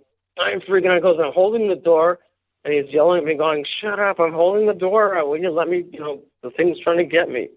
Close so he it, thought it close was it. a robber. You're like, close the He door. thought it was close a the robber door. trying to break in or something, trying to get me, because, somebody breaking in the house. Anyway, finally, I hold the door. I hear this huge screech, just like, oh, and it goes, say it's falling all the way down to earth to hell. Just freaking right up and it stopped. The wind stopped, everything stopped. And my dad's looking at me going, what is wrong with you? What happened now? What'd you do now, boy? Something going on. And he's looking at me, looking at the door, and so I opened up the door finally, slowly look out. Huge claw marks on the door. chunks taken out, Jeez. like right ripped in. And there's this whole green kind of slime on the outside by the door. Ectoplasm. On the ground. Like it was all mist and it smelled like sulfur, really putrid. It was just like a glowing green. It was just bizarre. Ew. A mist and everything else. And I'm going, holy cow. I was on the door. My dad looks and goes, what is that stuff? What are you doing? What's going on here, you know? Couldn't figure it out. He goes, that's it. I'm calling the crazy. police because he thought somebody tried to attack me and break in. So You're like, do he you wouldn't not believe see me. I the tried to claw tell him. marks? He Dad, I didn't know you're believe it. smarter than this. He thought, yeah. I said, can you not see what that? He goes, oh, it looks like knife marks to me. And I go, sure. Jeez. Yeah, that's like a knife mark. So anyway, police come in 10 minutes, 15 minutes, and they're going, what's going on here and all this. And I can't tell everybody what happened. They think it's, I try and stick as a dog, and they're laughing, and they look at it, and by then, they come up to the door, all the green stuff, the slime is gone. It's just all wet. The whole area is all wet and watery. Nothing there. It's just disappeared. They come up to the door and go, so like, whoa, looks like somebody having an attack at your door, had a good time with it. And I'm trying to tell them it was a dog. And they go, yeah, how big was the dog? Only 2 feet? A little chihuahua? And I'm going, oh, yeah, right. So nobody believed me. And they're laughing, going, well, some kind of robber kind of broke in again. We have reports there might have been a robber around breaking in, trying to attack you and all that. So that's what they wrote it up as. And they wouldn't acknowledge it. Looked like clearly as day. It looked like claw ripping apart with 3 or 4 claws on the door. It's like, have another Nobody believed beery. Come on. Like, it's obvious what caused it. You can tell. I couldn't even say hellhound. I couldn't say anything. Yeah. Because nobody would think I'm like nuts, I actually did some study on that online, and there have been sightings here in Bayfield. And now that I'm thinking about that, I had an experience where I went to Vallecito doing investigation on the Dylan Redwine case. His dad had killed him on Thanksgiving break when he came for a visit, which was court-ordered. He didn't want to go, but we went there. We had some crazy experiences. We could hear something like crackling in the tree line and such. And on my way home, my roommate Brian was down at Lisa's house because they're, kind of dating. They'd watch movies and have pizza on Friday nights or whatnot. And he said when I was driving down the driveway, he saw this large black dog chasing my truck. And when I get out, I didn't see anything or sense anything. But a couple days later, I went out to smoke, and my daughter Lily is basically attached at the hip, so she goes outside on the porch with me, and all of a sudden, we hear this growl come from the driveway. And I look down at Lily. She's looking the same direction. I just looked where the growl came from, and I was like, did you hear that? And she's like, yeah, I think it's Hercules. And I was like, no, Hercules is in the backyard. So I'm like, let's go inside. So we go inside, and I get on my cell phone. I'm looking through my emails, and about 3 emails in, all of a sudden I feel this burning on the side of my stomach. And I thought it was perhaps a spider or something, because we got a lot of spiders here, that had gotten up under my shirt. And I lifted up and look, and there's 2 scratch marks. And luckily in my kit I have this holy water, so I spray it on there, and like 5 minutes later it's gone. And then 2 days after that, it happens again. This time it's 3 scratch marks. I sprayed again with the holy water. This worked last time, but it actually took some time for it to disappear or dissipate the second time. So I wonder if that's connected to this hellhound, or if it's 2 different things going on. Well, apparently it's a warning for one thing. If you're delving in, like, I don't know if you're maybe too close to something, but I've also read that it can rip up doors and attack you. It's foreboding, and if you see it, it means that somebody's going to die. Like I said, I have experience of that, and then it happened again briefly another time. It chased me down the street, but it disappeared by the time I got to my door. But I don't know if it was, like, again, a warning that I was kind of like to see some desist, but the weird part was it definitely had, it was big, it was huge. It was like a 6-foot, 7-foot dog, and it could actually stand up and walk for a short time and hind legs. Yeah, it's weird because when I first saw it, before Brian even said he saw it chasing my truck, we had gone to the property where Dylan was killed, and 2 of our crewmates went across basically this culvert in the driveway. they go across it and they're going towards the house and they're like, come on, what are you doing? Come on. We only have so much time. And me and Sadie are standing there and we're just kind of awestruck and staring at the house. It looked like a light from a TV or something being on, even though nobody was there. All of a sudden there was like this bluish back glow, and in front of the windows, running back and forth at a very, very fast pace, looked like a dog on its hind legs. And it looked kind of like Anubis, but I think it looked more like the jackal. But then there's hellhounds, so like, could it be the jackal? Is it a hellhound?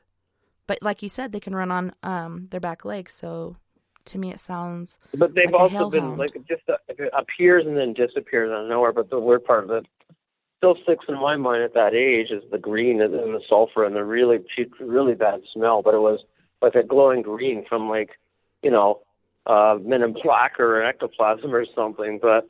And then it just crystallized, just disappeared. And I've seen that a couple times.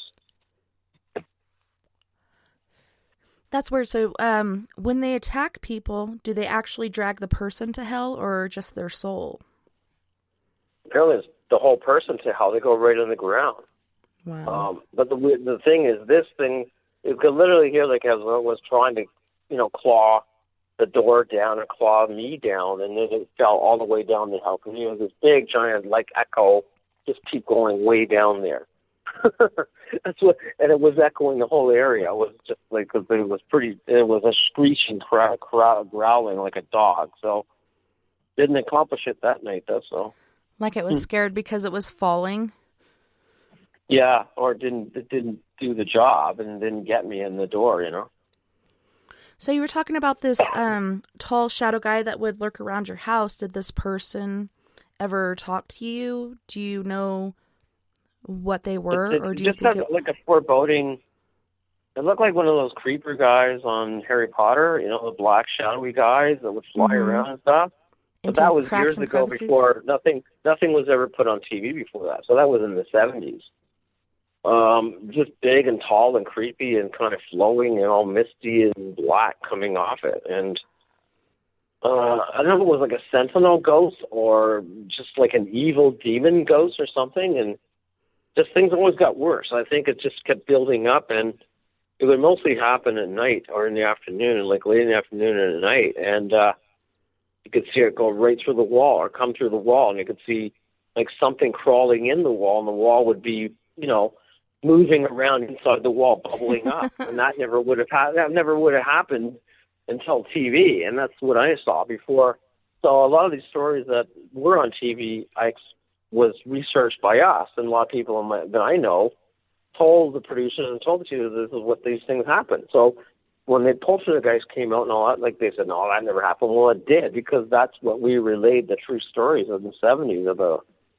Well, yeah, and it's funny that you say that, because I was watching it recently with my youngest daughter, and a lot of people are like, what, you let your 4-year-old watch Poltergeist? But she's really into the paranormal, and she loves scary movies, and that's how I was raised. My mom would watch scary movies with us and stuff, and I even still watch paranormal flicks to get to sleep. But this whole neighborhood was basically built on a burial ground or a cemetery, and they didn't even move the bodies, and that caused this whole craziness to go on. Yeah, well, a lot of people didn't care, and they thought, oh, they're just dead, their bodies, and then it's sacrilegious ground, right? Regardless, like say if you take it off a church too, like you burn people in their church, so it's been blessed by the church. So same kind of thing. And now a lot of the developers don't care, but people are living there on the grounds of whatever on their bodies. They're there. Yeah, it's pretty crazy the things that can happen because of spirits that are upset. Just because you're dead doesn't mean you still don't have feelings, and people just, think about, for this story, the Benjamins, all the money they're making off of this property, even though you should not build there. Even if you move the body somewhere else, like, you're still disturbing that spirit. And like your house you grew up in, like that chick being chopped up, and even before that, native burial ground. Things tend to happen like that. Vallecito used to be native land, and they were pushed out by the Americans, and therefore it's cursed. Like, so many things happen along that road as far as people with drinking habits, drug habits, divorces, murders, suicides, so many things. It doesn't happen that much in one area, but it does up there. So that makes you think it's cursed, especially when the natives actually came back and blessed a park that they built. They only blessed that one certain area. Otherwise, the rest of it is basically cursed. Yeah, there you go. And there's so many places like that now we're coming back to have things happen, or they're haunted, or they're coming back for revenge, or whatever the spirits are doing. I still keep thinking about that hand. But you can actually see the story as a ghostly encounter, but like it's pretty bizarre because just my reaction, my dad, I'm standing like below the ladder and he's going, "Oh, look what I found, a hand." He points and it's all bloodied and cut up and he goes, "Oh well," and he throws it back into the attic. It's like he's more concerned about what there's raccoons and rats than the hand. And I'm going, "Don't you want to know what that is?" He goes, "I don't care. Like maybe some guy left it when he was building, chopped his hand off." I go, "Yes, people are going to do that." Yeah, they're just going to leave it there.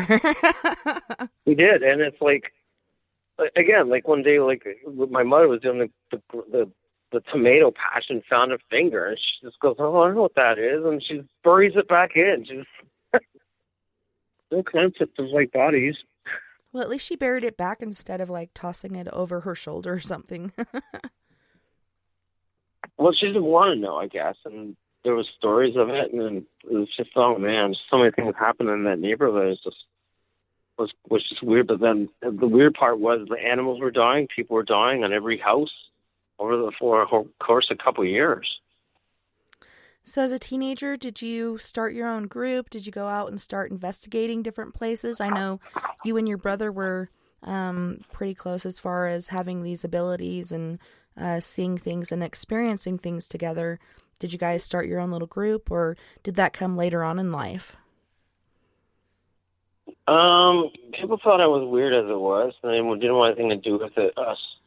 My brother kind of didn't want to acknowledge a lot, but still things still were happening. Mm-hmm. I went from like growing up, I really wanted to I went into journalism and broadcasting, so I kind of wanted to get into that because I was very intrigued about music and sound. Nothing kind of happened for a bit through college, but I was more concentrating my energy and my efforts on school. There were things still happening at my house, but like when I come home, like all my books would be flying around the room. You put them down, and then the things would start disappearing and reappearing. So that would happen a lot. You put something down and it's there and it's not there, and you couldn't figure it out. Then they get a whole kick out of it, and you'd be looking everywhere and come back and it's there. Yeah, I don't know if you've had experience with this, but I call them the takers, and they're actually little people that are about 12 inches to 16 inches tall. And they look just like you and me, but they're little people. And they take your cigarettes, your lighter, your keys, like whatever you need that's most important to you. And I found if you ask them, "Hey, can you please put that back? I really need to go to town," or, "I really need a cigarette right now," or whatever. You turn around, first place you looked, searching for this thing is where it was again. Yeah, I would have that, but it mostly happened again when I was on my own now, and then was living in another apartment or in my house with now my ex. But when I was married, things would start disappearing, reappearing, and I was really frustrated. You had to go to work or something, or you needed it, and you're running around, and you go, "Please, will you put it back?" And it would just appear, or in your pocket. Yeah. So I always had to say "please," and then it would come back. You have to ask nicely, or they don't listen. You can cuss and shout and like throw your little fit, like, "I know it was here. Where the hell did it go?" But one of the weirdest things happened, like the little people thing was, I don't know if they're fairies or what are their gnomes, but I mean, when I went into my new house that I finally bought after I got divorced, just things were happening. But it was mostly because the woman was bringing it all in who lived there. And there was a mint garden. But anyway, there's this, I would be going to bed at night, and there's this little person running around through the walls and then coming out of the wall. And then you hear a little voice going, hey! And it's like, they would jump on my bed and try to bite me. And I don't know if it was a gnome or what. And it was just freak right out. And I was like, whoa! This little thing would just fly around. So I think it was gnomes living in the garden. It was just the most bizarre thing. And my cat literally chased it right into the wall. Smashed right into the wall. But it would always be coming around. And then finally, I sealed up the wall. So I could hear this complaining on the wall going, like you couldn't get through the roof. Yeah, I couldn't get in. I can't get in. Like it's like it sounded like a little like leprechaun. It was just bizarre. And then I got rid of the mint garden, and it kind of stopped after a while. Yeah, when I saw these guys, I'd never heard of them. I knew things were being taken. Even your socks and different clothes you're missing. These guys have little clothes on, and I think they take our garments, like our socks and such, and they make their own little clothes out of them. But I hear this chattering and this bickering back and forth and giggling and stuff, and I'm late, up late. Everybody else is in bed, and I look over into my sister's kitchen. At first, I think she's coming out to play Boggle or something with me, and all of a sudden, I see these two little people, and there's this place in her kitchen where she has this little cabinet storage area. It's open, so you could put books or knickknacks or whatever. And then above, it's got cabinets on it, like glass door cabinets. And there's a space of about, I'd say 24 inches. And so that's how I can predict their height. They're about 12 to 16 inches tall. And one has on coveralls, no shirt, no shoes. And then the other one has like a white long sleeve t-shirt and some sort of pants going on. And they're playing around on top of this area. And then all of a sudden, one is sitting on the edge and he's just sitting there kicking his feet back and forth. And they're chattering back and forth like these little tiny voices. And all of a sudden the other one runs up behind him and pushes the one sitting on the edge off. And he flips around and grabs onto the edge and pulls himself back up. And they have a little scuffle. And I'm like, no way is this happening right now. Like I am tripping, like, how the heck is this happening? So I sit up to go in, and as I sit up, my view is blocked by the wall, and then I run in there as fast as I can, and they're gone. But Wow. It's pretty interesting. Well, my cat actually saw it, so it would chase it, and the thing would come on the bed, somehow jump on the bed. My cat would be lying on my bed, on top of me, and it would literally fly up to the ceiling because it would see this thing jump on the bed and go, wow, and then go, pew, and fly back. And holy cow, freaked me out. I flew up the bed, the cat flew up, and this little thing was like going, standing by the pillow. It's totally bizarre. I don't know what it was. I still to this day can't figure that one out.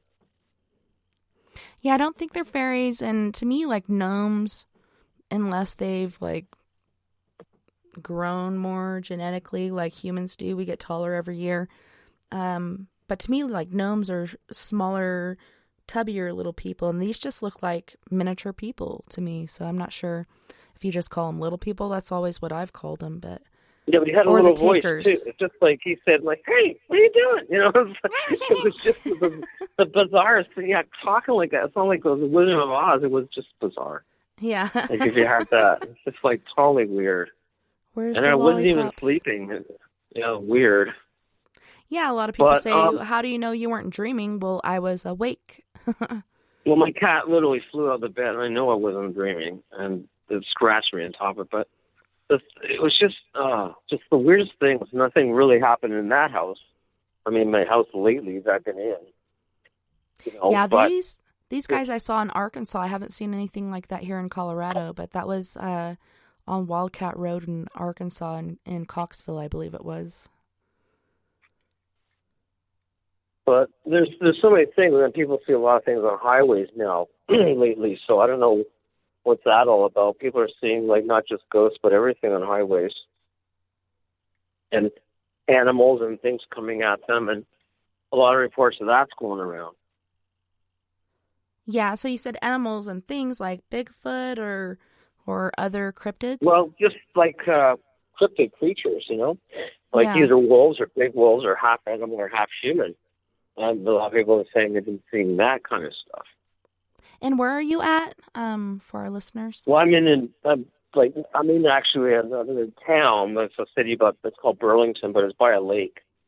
But I'm not living in the main part of the big city. I'm in a smaller town, so it's like more of a rural area, which is still kind of like built up, but there's a lot more trees and a lot more parkland and woods. So even right across my park where I live, oh man, there's stuff I hear, and there's a screeching all the time and crying like a wolf in there. But I don't know if it's coyote or if it's a half animal thing. So I don't know. Right, like a skinwalker or some sort of wolf thing. They could be there, but like I've seen them standing in the middle of the laneway, and when you walk into like the grassy woods, something there, and then it's just kind of big and black and foreboding, just kind of like standing there at 2 or 3 in the morning, and I kind of run to my house and then look back, it's gone. That's crazy. Yeah, I've seen skinwalkers out here, and I think it all goes back to tribal medicine or magic or whatnot. And I've learned recently that different tribes do it, even in the East, and so I wouldn't be surprised if that's a part of magic in tribes up there in your neck of the woods. You're in Canada, right? Yeah, but the whole part where I am, like a ravine creek, was all Indians too, because I could literally used to go down there in the daytime, and I could hear Indians talking and by the creek and all kinds of voices going on. So I'm sure the land had that, and maybe it was inhabited, and there's a protection of that, of the spirits going there too, around this whole creek area. It's so amazing, like, everybody thinks as soon as you die, you go to heaven, and then, some people think you get recycled, living many different lives, and I don't know, I've come across so many different spirits. I think some, due to their beliefs, are stuck here, like in purgatory, and we were able to help a ghost get out of that. She came back 3 months later due to free will to help another little child spirit to protect her. But it's interesting, all the different beliefs and laws, and how different spirits are either stuck here or they just choose to hang out, Well, yeah, because see, that's another problem. Because I grew up as, I guess, a devout Christian, because my dad always forced me to go to church.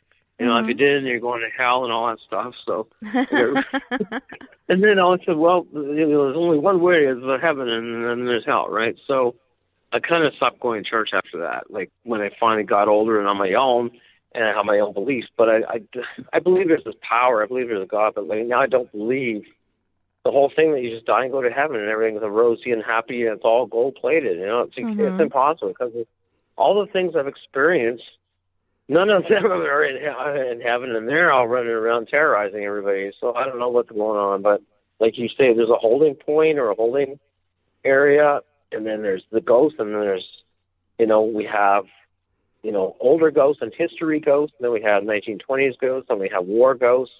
So anything that's there is, it's still around, I think.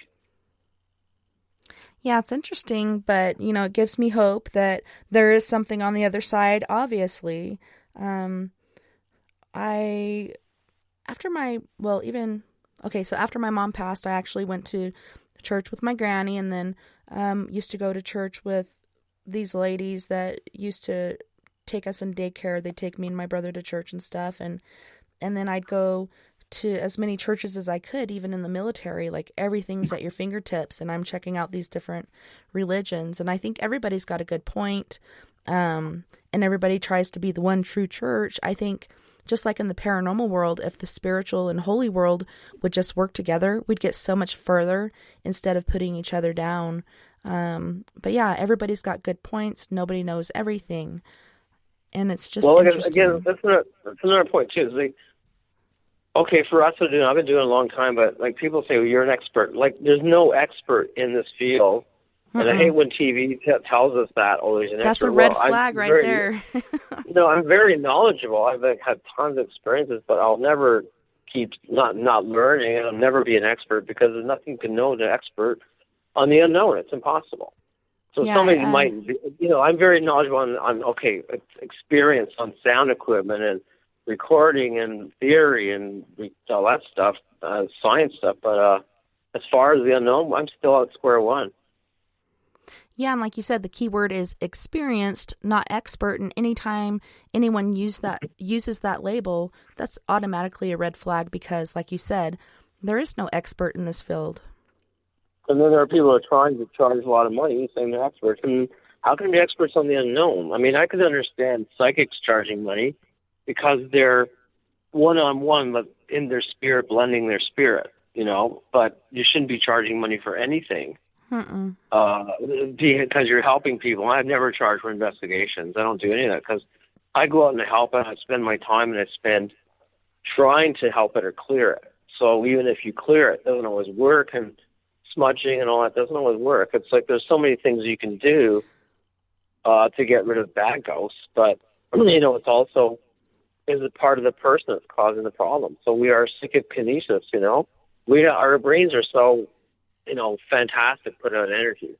So it's not always the ghost. We can cause things to happen. We can cause negative energy to throw things across the table, all that. So it's not always ghost related.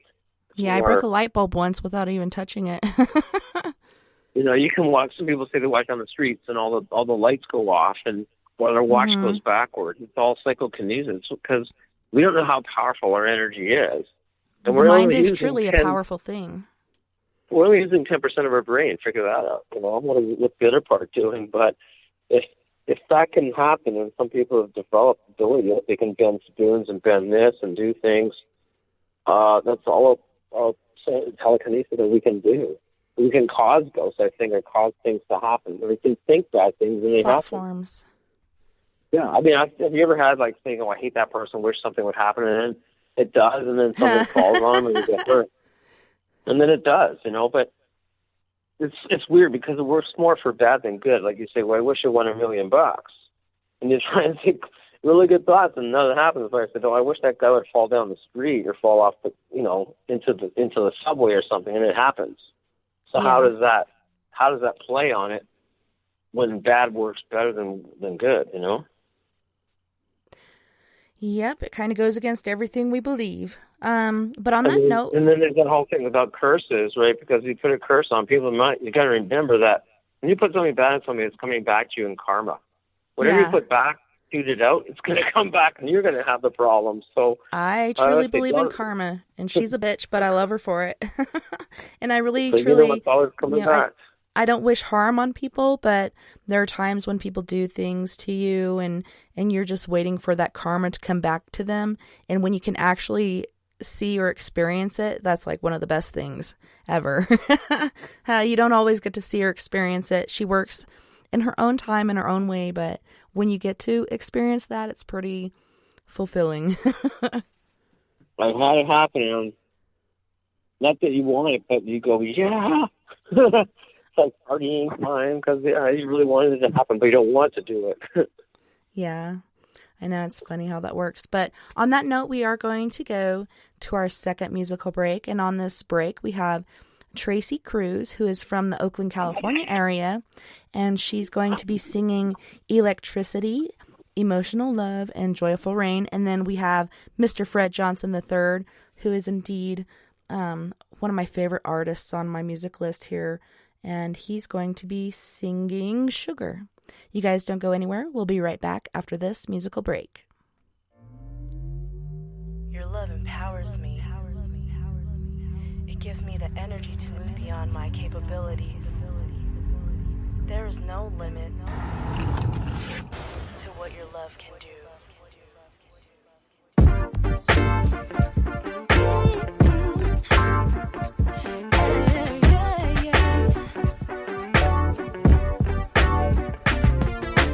I feel chemistry whenever you're close to me, and I cannot explain your energy, 'cause you're pulling me like gravity.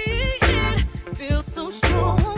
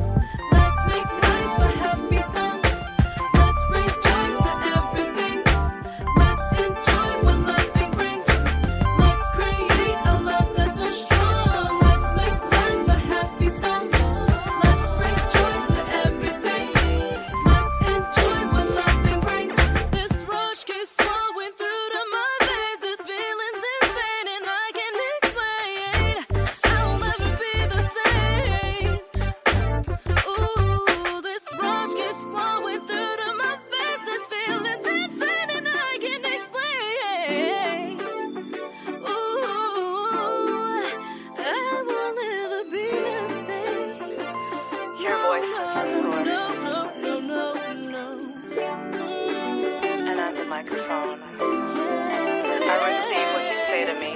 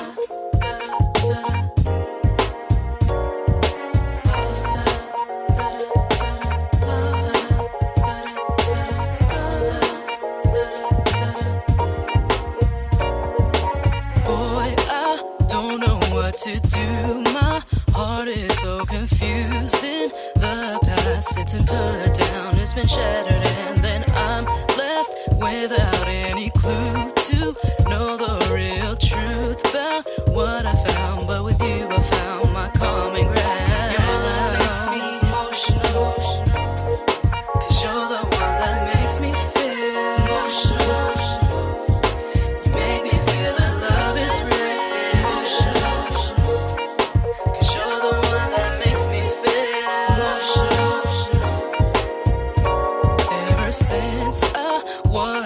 My mom said makes you strong when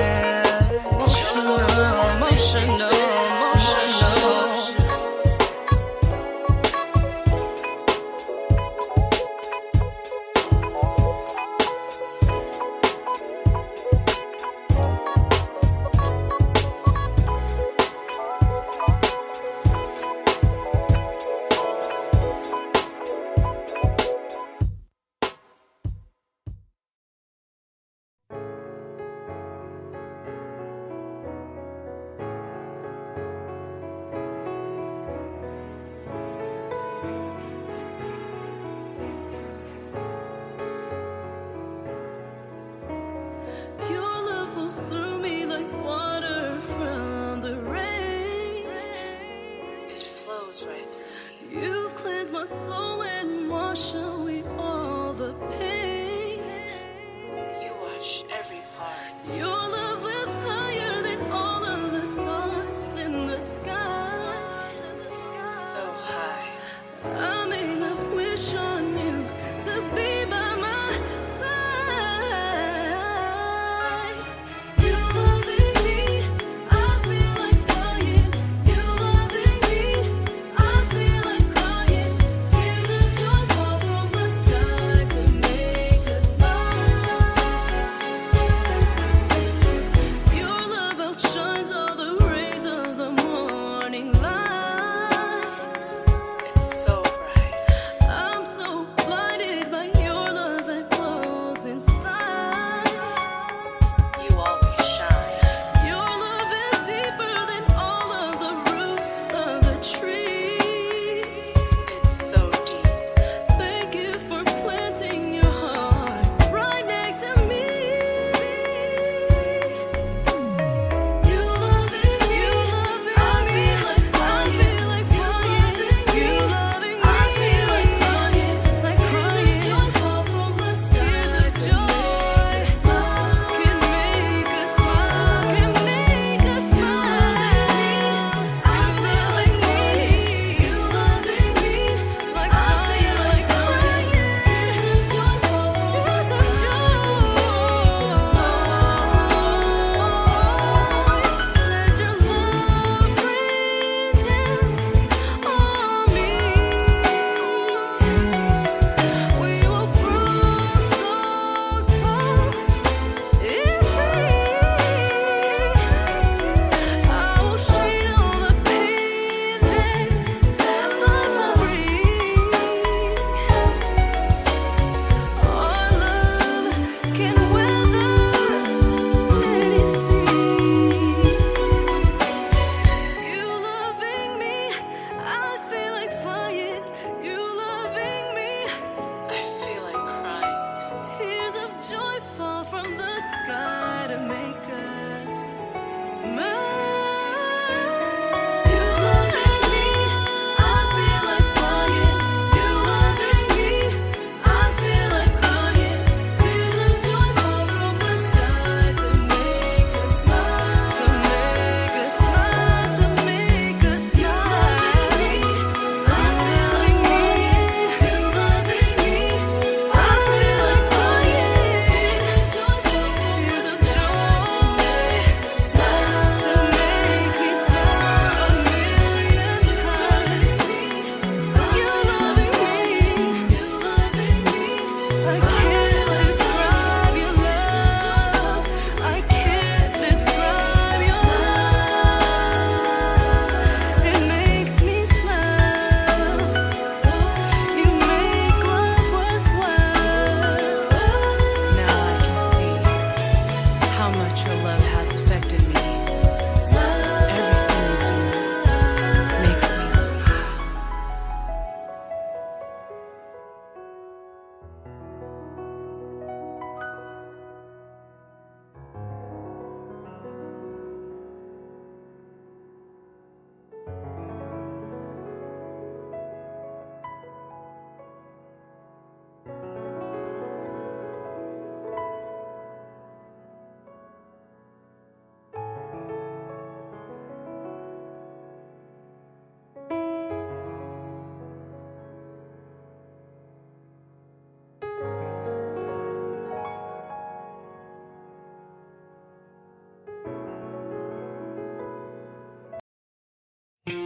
Waiting here on this cold, lonely night without you. The tension's overbearing. Wondering, are you coming back home again? To inspire fondness with love. Where did our love go wrong? My sugar.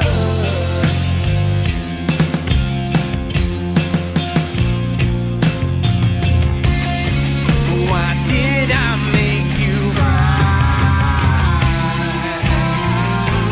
Whispers flow through something about you. That warm feeling in me. My heart sings a sad song and just melts away.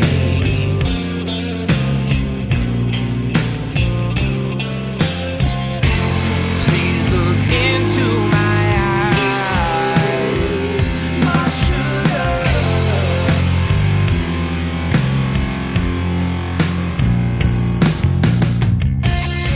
There's life in out there.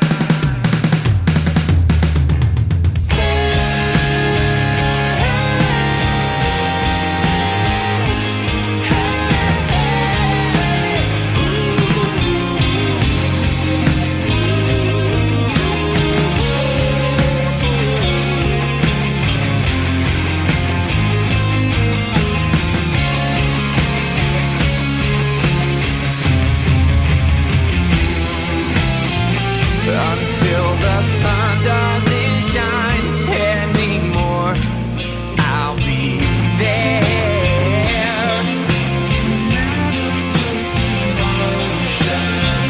When time is a memory, I'll know this love.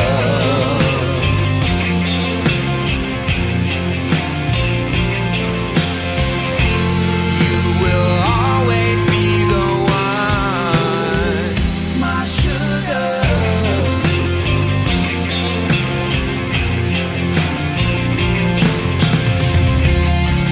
The feeling is so strong. Waiting here on this cold, lonely night without you.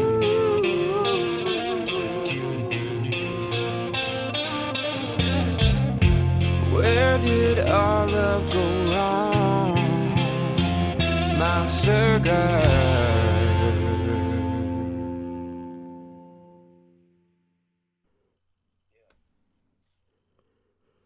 Welcome back, and thank you so much for joining us this evening on We Are Paradox Media's Late Night in the Rockies. Tonight we are joined by Mr. Patrick Cross. Welcome back, and thanks so much for hanging out with us and sharing your experiences and stories. Yeah, no problem. It's like I said, you're a good and the person, like you're interacting as opposed to a lot of other interviewers. That's what I'm trying to say. And at least you're not saying every time I'm telling a story. like that. It's like, are you really listening to me? It's true. You can tell it for an hour and they go, and it's like, I'm getting really upset about it. Yeah, How it's does that kind of happen? irritating.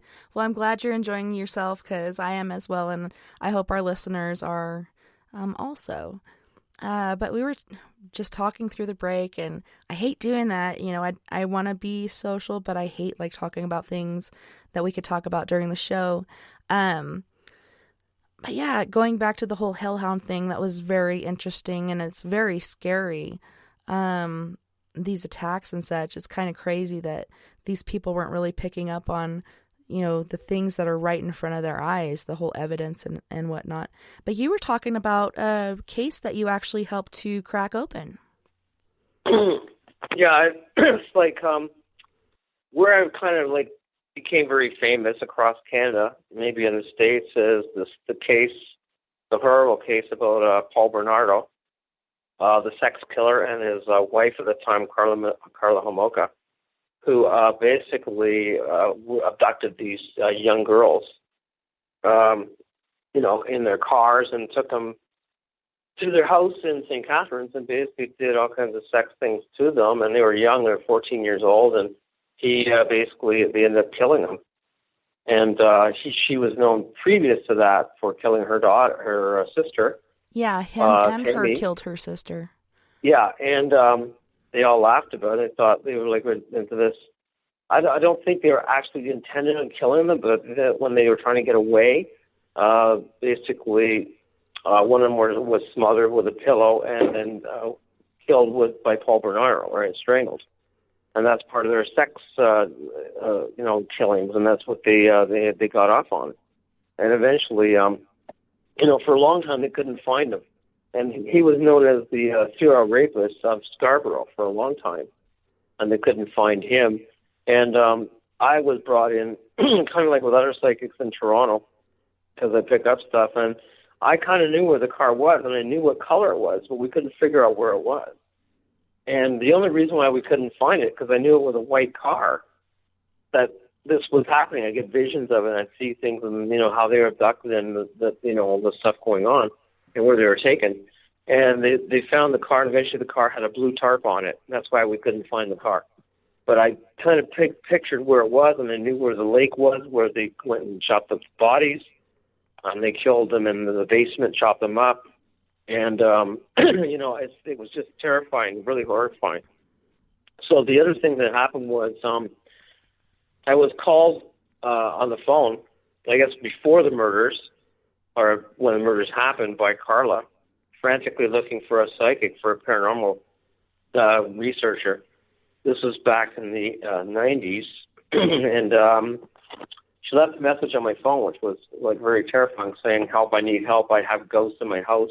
I need to clear them because they're attacking me, haunting me." And then it said, a chilling voice, "This is Carla Homolka." Now, nobody knew her at the time because the murders had just happened, but they had happened, but nothing was discovered. So I went to the house, thinking it was a ghost or hauntings or whatever, with another woman in St. Catharines, Ontario. We went there, and right as soon as the door opened, I just felt this whole dread come over me. This whole feeling like there's something not right. I'm looking into a murderer's eyes, and it was like cold steel, and you could just lay there, and she's going, she took these words saying, "Help me, help me," but as if like she just killed someone and didn't care, So it was really bizarre. She really wouldn't let us in the house. She just said, well, we kind of like in the living room. She was hiding stuff and like hiding behind the door. And he said, well, you called us here. What can we do? Well, how do you get rid of ghosts? How do you get rid of ghosts? So we told her what to do, but she wouldn't let us go to the basement. She was only standing in the middle of the floor, and she was kind of like taking deep breaths and freaking out. So we kind of said, do some bleach, do this. And we tried to smudge it. It was such a heavy, heavy feeling of just death or something around you. I could just feel a sense. I felt like really head rush. Oh, man, I'm feeling sick, and I had to leave. I had to get out. And I almost threw up and passed out outside because it was so bad. And she was kind of like saying that, hopefully I'll out of work. And she was just terrified. She was getting haunted by ghosts. Later on, we found out that they chopped up the bodies, and she helped kill them in the bodies in the basement, right, and get rid of all the blood and wash it all down. But unreal that eventually they got caught, and we told the police, and they finally centered it. It took at least a month or something before they finally found where it was and who he was and everything else. That I guess he confessed, and that she confessed, but she said that she was only doing it with him, and he was telling her to do it. But she was being abused and controlled and whatnot, but really she but enjoyed later on, it. They found the tapes. They found the tapes later, videotapes, and it proved that she was also accomplice, but she'd already been on trial, so she already was tried. So she got, I think, like 7 years or 5 years, and he got life, and she finally got out. Like 12 years later. I even saw videos of her in jail. She's like laying out in her bikini, getting some sun. I'm like, wow, that must be terrible. So it was just amazing that she got. They called her the devil's daughter. That she got away with murder, and he's still in life doing it. They both were part of it. She was doing it too. Yeah, she was actually getting a lot of the victims and bringing them home to him. Yeah, they abduct the girls, and there's like these sex murders and sex things they were doing, rituals, right? But the weird part was that she still lived. She was living in Montreal when she got out, and now she has a kid. She has, like, I think, 2 kids from a guy, and she remarried, and she can't really live her life because everyone knows who she is. Well, yeah, but, she changed her name too, didn't she? I'm not sure about that. Yeah, I think she changed her name, and she's been out for a while now. 2 years now. They did a story on her when they finally released her 25 years later in the Toronto Star, which I think I got a mention in or something about the original investigator on it. So that kind of propelled me doing some famous cases. One was on, and I also worked with Ed Warren at one point years ago when it was starting off in the 70s. That's awesome. But it wasn't about the fame. It was always about research. So I was always trying to help people, and help and do things properly and give people advice. And if somebody's asking me, I'm always there to help, right? So what did you get to do with Ed? Well, we're investigating one of the most famous cemeteries called the White Lady. I think it's in Washington. I'm not sure now, but there was a book. The first book he wrote was about it. Lorraine didn't always come on investigations. She always stayed at home because she was fearful of ghosts. I don't know if nobody knows that. And Ed never really wanted to be a demonologist. She had her kids too. Her kids started getting attacked, kids, and so but she never really there. wanted to be a part of it. She'd go with them, but she never wanted to be a part because she was fearful of ghosts. And they were only a team because she was helping him out, and they were kind of working together and trying to analyze it. But she was very psychic. Had she And not he been there a wasn't few that big. times, his ass would have been grass. Luckily, she was. Yeah, so she helped him out and told him where to go and do this and do that and point out places.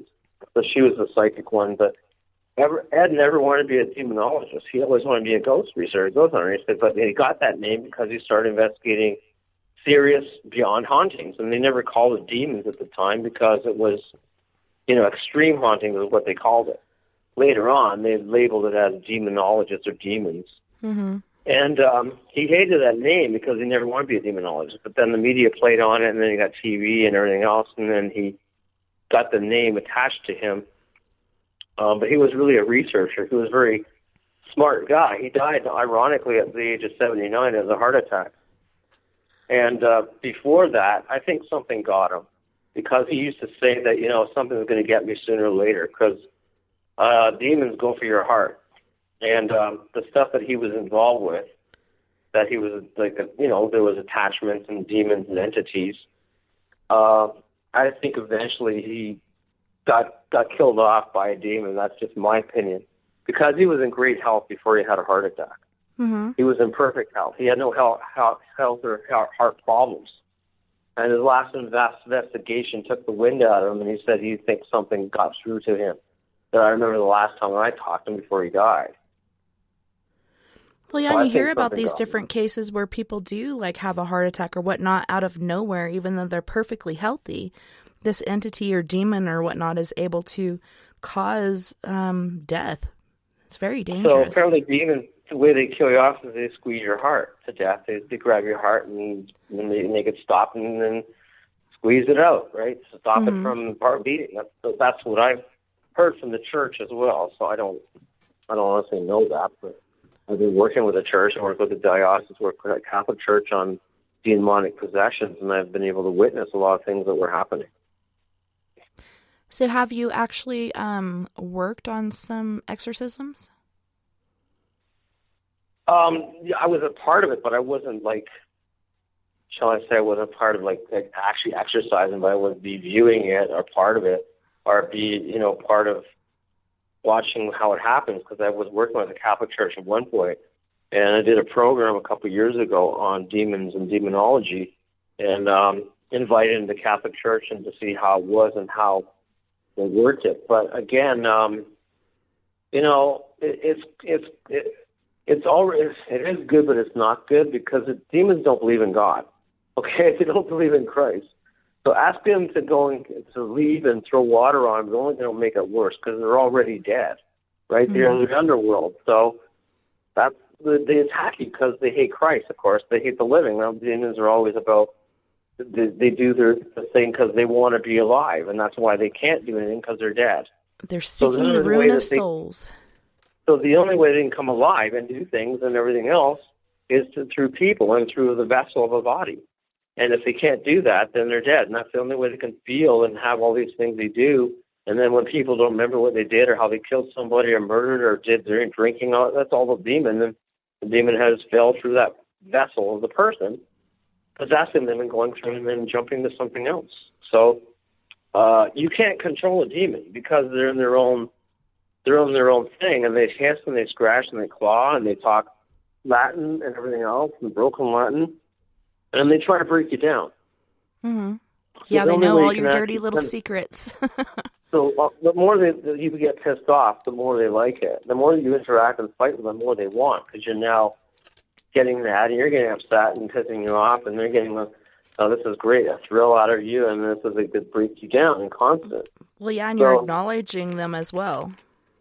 So if you acknowledge it and get into it, and if you don't communicate, well, they can't bother you. So on many occasions, they'd be doing everything to me and my partner, and we're just going, we're not talking to you. We're ignoring you. And then they get so upset and pissed off, they go, well, that's it, and they just leave. Because you can't do anything with them. They won't, they try to do things and reach out and scratch you and cut you, but if you just ignore them, it's like a kid, and if somebody you ignore, eventually they'll just leave and go somewhere else. Mm-hmm.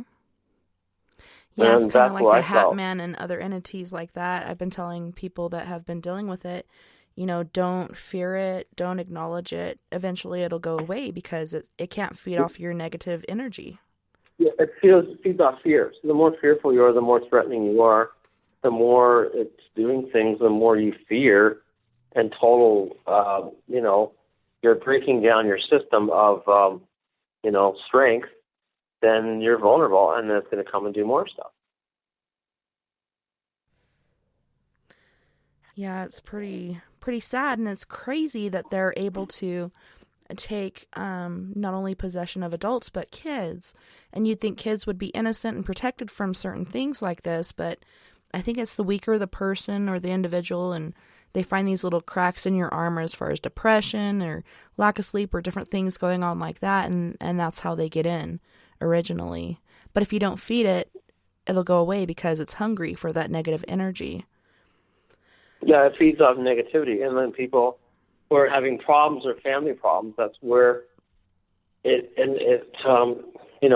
gets worse because the buildup of energy and negativity and stress and fighting, or the guy's drinking or on drugs or they're fighting. So that causes more stuff. Ghosts can turn into demons and just keep haunting you and causing stuff to happen.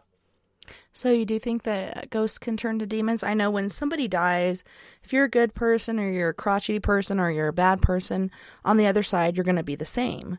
You don't just automatically turn into a good person because you died. Automatically, you're an angel. You're still who you are. But you think that these human souls can turn into demons? I think if they're really bad or like a criminal or really bad and they're not remorseful, yeah, they could. But like you say, I've seen like where the person was bad and mad and evil in life, and then they're going to be bad and evil in death. So I've run into them where a family I was doing on a house. Okay, the guy was dead, the woman was dead, I guess the daughter was dead. And this guy who was dead was threatening all the daughter and the mother.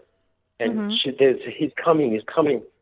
And he was swearing and telling them, you don't leave me and screw this and I'm going to beat you. And so he was terrorizing them as ghosts, and they were all dead. But he was still terrorizing them, and he was still a bad guy and swearing off at us, and we were trying to get rid of him. And he didn't want to leave, and all that was still going on, just like in real life, like he was alive. Yeah, it's kind of like a experience I had this year around Halloween. I actually went earlier in October, around the 19th or so. We went down to New Orleans. It was really awesome down there. Went back to Arkansas to my sister's house, and she's been attacked several times by this certain entity in there. And it was Halloween morning. It had just turned past midnight, so early Halloween morning. And I brought all my paranormal equipment. And I'm like, look, we haven't used this so far, so let's break out some stuff and see what happens. And so we're using the night vision camera and the FLIR camera, and at first we start off on the back porch, and I see this little Native American girl, and then I see a white boy like a little later in history, and then a man behind him. And then I look to the left, and there's actually 3 soldiers from a Civil War troop. And the more I looked, the more spirits I saw, and it was just mind-blowing. Like, this Halloween was the most spiritually inclined I've ever had. I saw so many spirits, but talking about the spirit controlling others, they're in the back bedroom that they use as the kids' playroom was a tall man standing in there, and there was 2 little babies. They were twins, and Wow. So from one angle you could just see them all in the room, and then from the kitchen you could see through the FLIR camera this little cloud of coldness coming out, and then all of a sudden this little baby crawls out, and then a second baby, and then they're coming up to me and they're babbling and such, and they're really happy. I don't think they even realize they're dead. But I know it was the tall man that was in there that had taken them, and he was keeping them in that room. But I told them, you don't have to stay there, like, you're free to leave. And that's when he got pissed off and started threatening me and actually eventually attacked me. But it's interesting how souls can do that. When they take your life on this side, they're somehow able on the other side to keep control of you. Yeah, or they become the same vicious person, but they're now dead, but they're still doing things that still can try and, like you said, control you or try and kill you or cause major problems or hurt you, So, yeah, that happens a lot that I've heard, and a lot of them just don't want you to interrupt what they're trying to still, but they're not happy. They're not happy souls. They're dead, and then now they don't know what to do. They're stuck there, but now they're terrorizing them. Yeah, but this guy didn't like it when I was like, you guys don't have to stay in there. You're free to go. Like, he doesn't control you anymore. And after that is when he got pissed off and when he started leaving the room and trying to intimidate me. And I'm talking down to him, you're just a baby killer, so on and so forth. I'm not afraid of you. But yeah, he eventually got me. And I didn't even realize it because I was sleeping, but I had a couple phone calls going on. One was 10 minutes and the other was 6 that I wasn't even really there for, but I did answer the phone so they could hear everything that was happening. And it was pretty interesting, to say the least. Wow. Yeah, I know. And then on top of that, if you're not up to healthy to go into these places and investigate, they're gonna pick it up and get into your immune system and lower your resistance right away. Mm-hmm.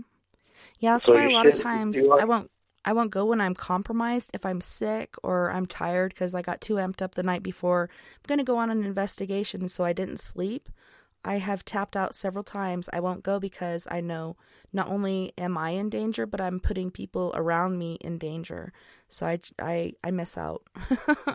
I hate it. Well, yeah, ghosts can come through and take over, right, and Mm-hmm. channel you. And then if you're on medication or you've been drinking or something, you think you're okay, but you're not, and it can really affect it. And they can take control and do all kinds of stuff, even make you sick. So I've had paranormal hangovers from a few Mm-hmm. times after being hit by them. So that's what they call them anyway, buzz or paranormal hangover, after you've been heavily something has happened with a ghost and it hits you. Right. Have you ever, I know you've been attacked, you've been cut, you've been scratched, you've been hit, all kinds of things.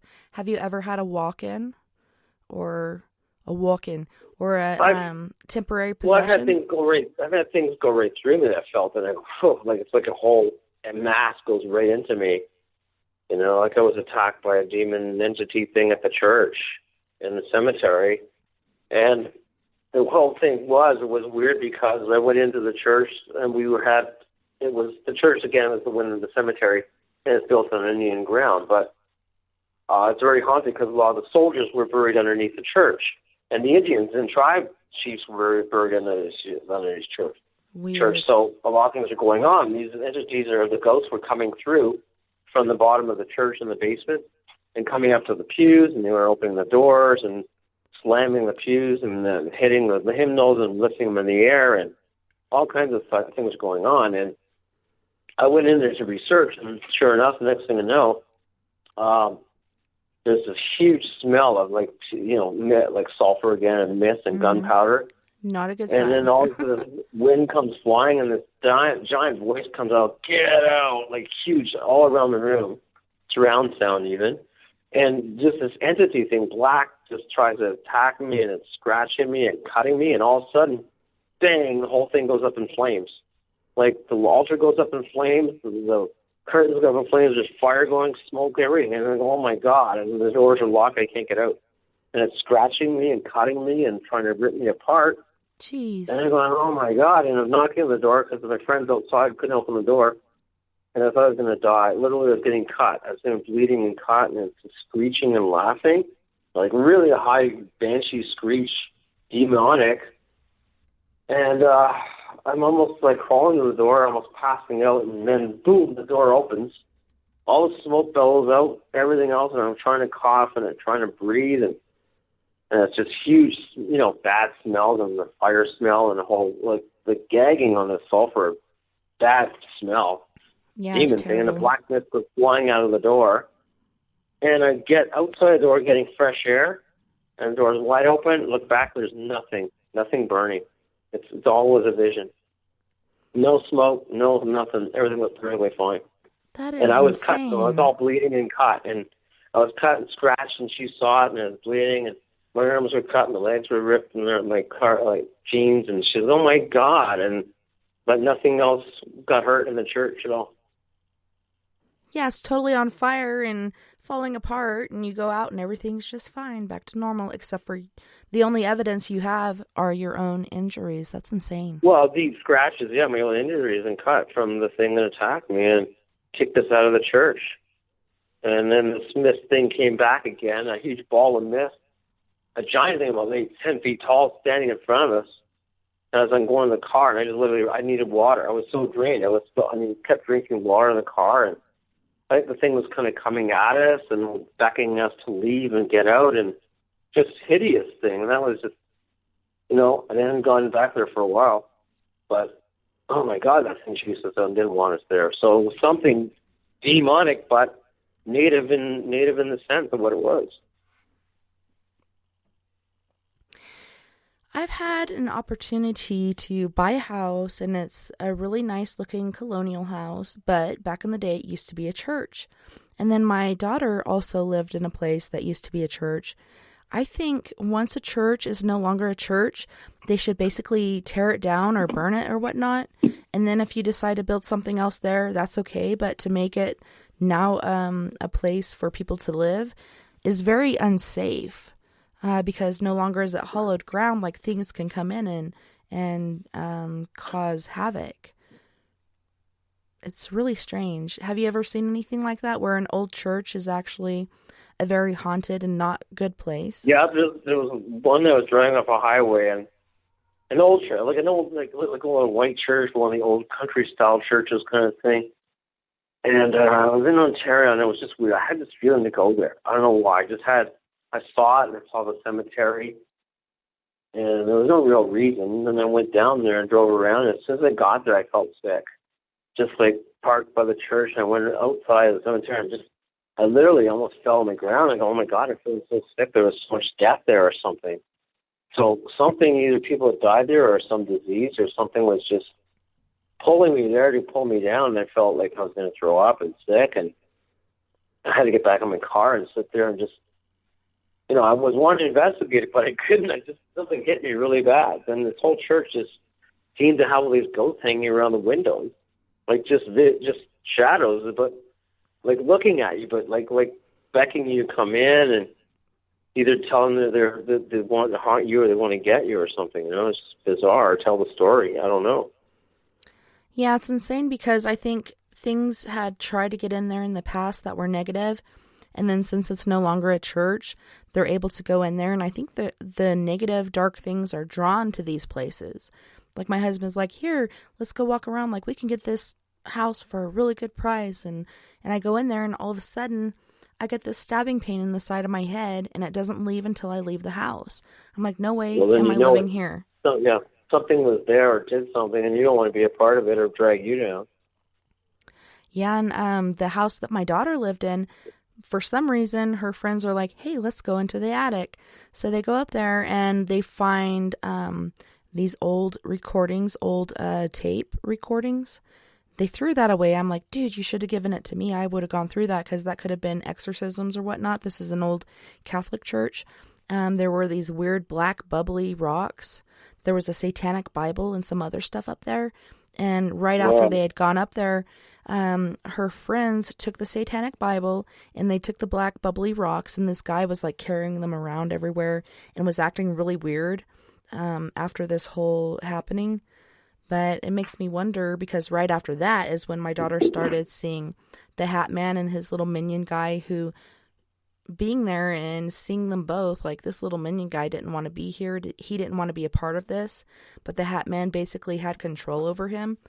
But it's kind of strange how as soon as they cracked that seal to the attic and found these different things and took them to different places, that these things kind of woke up and erupted and caused like total utter chaos. But even before I went there to see the house, I'm like, this place is haunted, right? Because I could just see it. Even though I hadn't seen it, I could see it and what's going on there. And it's not a good Yeah, but you're thing. sensitive. You're probably psychic sensitive, so you can sense that where, somebody might not feel that or feel that at all. But we all are psychic to a point. It's just how much you are open to it to develop it. Mm-hmm. And you can be closed off, too, right? You could be walking around or something. And it's funny because I was doing this investigation, and we were at this house, and there was a demon sitting right in this guy's back, and he didn't feel anything. And we're like, there's a guy right above you on your head. You don't feel that? You don't see that? And we're all seeing it. And we're like, about it, you're attached. We don't feel fun. I'm going to have beer. It was just totally bizarre. Yet the house was haunted, and the wife was going through it, and she felt stuff. But we all saw it. It was like the weirdest thing. Yeah, it's like a little monkey demon sort of thing. Yeah, attached to you. And these little things, they're like the little minions, can attach to you and just hang around you and cause shit. And usually they attach you right on your spine. That's Yeah, they're the like bottom parasites. of your spine, and that's where they bite you and attack you and latch onto you. And it takes forever to get rid of them because they're always causing havoc in your life. Problems. So creepy. I mean, I had one of them before. I was attached to my side, and oh my God, I had all kinds of problems, and I felt sick all the time, and I felt tired and drained, and then I hear laughing and things flying around and slithering tails, black tails with pointed tails on them. Oh my God.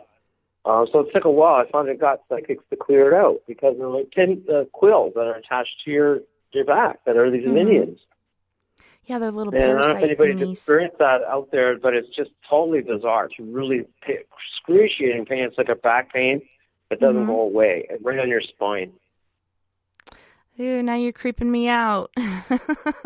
So some people can get attachments from other things or from something else that causes little entity demon guys. They're little things, and they're like, they're like almost like a lizard, but they have a pointed tail, and they just latch right onto you. Mm-hmm. Black as all hell, and they have a spiked tongue, and just evil. Yeah, it's kind of funny because my husband's like, well, it's because you do this paranormal stuff that these things are happening to you. And my dad would say the same thing to my mom. It's because you're doing these certain things that these things are happening to you. But you don't have to be paranormal investigating. You don't have to be cleansing a house. You could go to a music festival and something's like, oh, look at that little chink in that armor. I'm going to go over there and attach to this person, and all of a sudden you have an attachment. You don't have to be looking for it. You don't have to be in the whole field of danger and doing these certain things. You can be going to a music concert or to the grocery store or to a thrift store or whatnot. There are people who are out there there are people who are psychic vampires that put things on you and drain you of your energy, and you be going, like you said, walk around doing things, shopping, and so oh man, I got to talk with them. Or somebody shakes your hand or touches you. I never shake hands anymore. I never do, because this flow of energy from one to the other, passing it on. But it happens where people are psychic vampires, and they drain people that are energy, and that's how they get a high off it, and they drain all the energy and good stuff out of you. So do you guys up there in, I like to call it Canada, but Canada, have you guys had experiences with black-eyed kids or black-eyed people? No, there's mostly, I haven't never seen it. Like, they don't really happen here. Mostly people have are shadow people. Long, thin men or thin figures, shadow people. And they're usually in groups, like 3 or 4. So I've seen that a lot at the cemetery, and I've seen it like on the ghost tours. I've seen it in other older buildings. They just hang around. They don't really do anything, but they scare the hell out of you. They're just tall, and they're like a man, and they're always leaning over, about 6, 7 feet tall. Mm-hmm. And then they're like they're pitch black, can't see right. Yeah, darker than dark. You could still see it black, and it's just a sense of evil. But I don't think they don't do anything. They don't think what they want, and then you keep following and staring at you. But they'll never come attack you. They'll never be more than 10 feet away from you. So I don't know what that is, and I don't know if it's the ground or anything. It's mostly in like wooded areas or someplace like outside, but it's not really inside. And that's where I've seen them more hanging around rocks or bushes or things in like the trees. Have you seen them in the trees? Yeah, in the trees, especially in the trees. Yeah, that's creepy. I experienced that when I was a kid, and my sister had some friends over, and they're playing this certain sort of music, and they're like, okay, now look in the trees, and we're looking up there, and all of a sudden you see different people that are like darker than the dark, to the point where you can see people in the trees and all around, and it was the creepiest thing that I'd ever seen, really. Yeah. I didn't understand, like, why are they there, and why are they staring at us? And they just stand there, and they're hovering us more like it, and they... Yeah, they don't move. They're just like they don't do perfectly anything, still. though. They don't for like the most come part. closer, and they don't run away. Yeah, They just stare. But you just the get watchers. this whole feeling of like, yeah, you just get this whole feeling like the hair on your back stands up on your neck, and like, oh my god, and you just feel really creeped out, like, you know. Yeah, But, I think it's what they talk about in biblical terms and such. The watchers, like these things that just sit there and watch and stare, and that's where you get that feeling a lot of times, whether it's a ghost or these freaking shadow watcher people. But it's weird how they're darker than the dark. Even if you're in a pitch black room, you can see them. Like I said, I'd be in a room without outside at night and dark, and it'd be darker than that, and you could still see the whole outline. And long hands, like long arms, long body, long legs, but they're just standing, moving around, or floating around. One time, I had sleep paralysis, and I had one that was standing above me, and we were communicating telepathically, and he said that he was going to take me, and I was like, no, you can't have me. And then he laughed, and when he laughed, I could see his teeth, and they were kind of like glowing. Like they were illuminated and sharp and shiny and drippy. And he leaned down and he kissed me, and I felt the shock go up my eye teeth into my brain and down through my body to my feet. And at that point I could move my feet, but nothing else. So I'm kicking my feet frantically, and my husband wakes up and he actually sees this thing and grabs me and pulls me towards him. And at that point, like, the whole freezes over.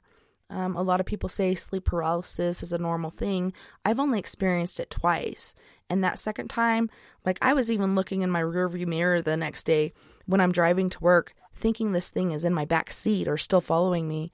But I never saw him again, luckily. But that was the creepiest thing ever, that entity.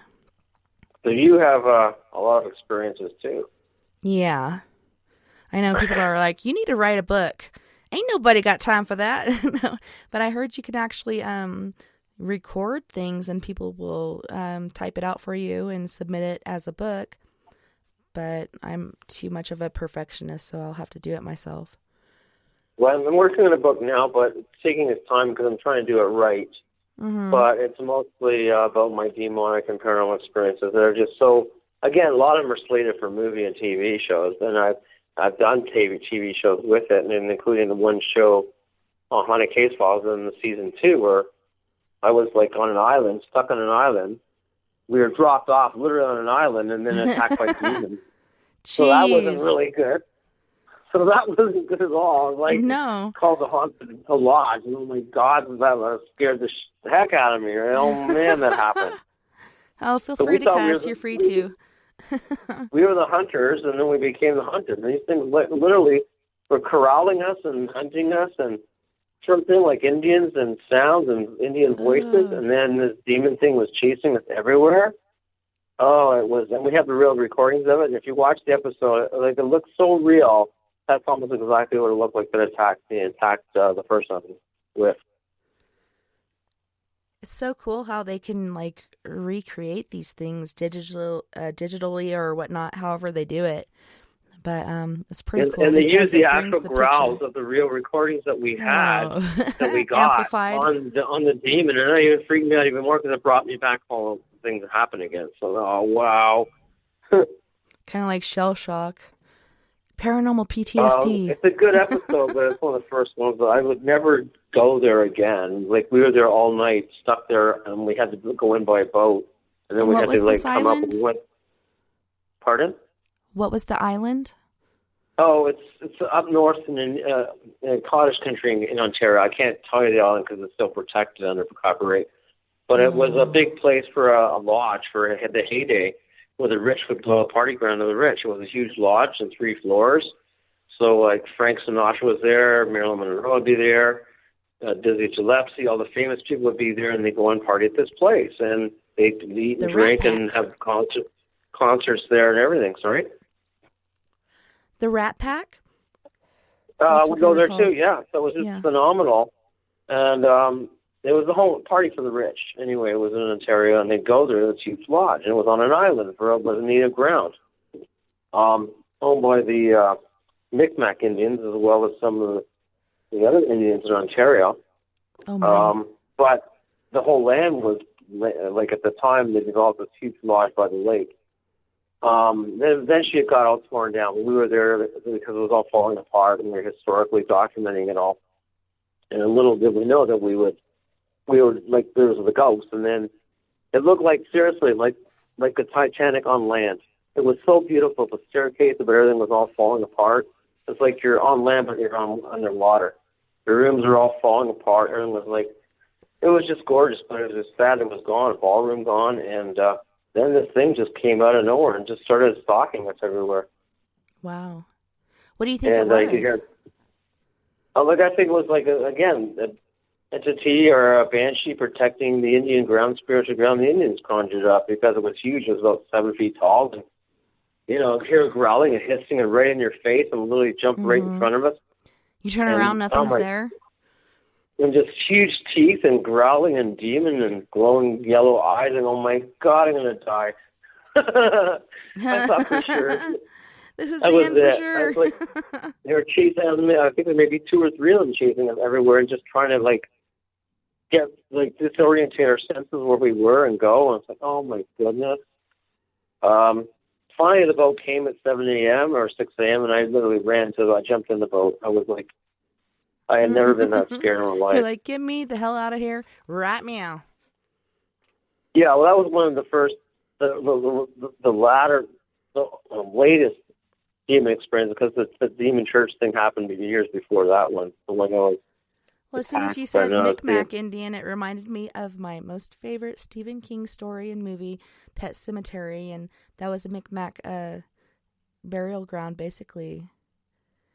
Yeah, so they were very protective of the land, and they didn't want anybody there, and I think that was there. But a lot of times they conjure them up, and then the entities turn, right, and turn into something else, like half animal, half human, and then they're not only protecting them, but they're terrorizing anybody else and trying to drag them into the water. So we're trying to be dragged into the water. So I think it was half Wendigo and half demon entity.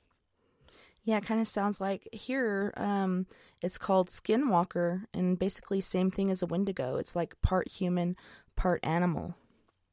Yeah, but if it sees you, it drags you. If you see it and it drags you in the water, then it kills you off, right? And that's Heck what it no. was trying to get us to do. But I mean, luckily, I did get some cuts and scratches, but I was survived. But I was like, shaking for a whole day after that. That is crazy. But you survived. You're stronger from it. We're in the last 5 minutes of our show.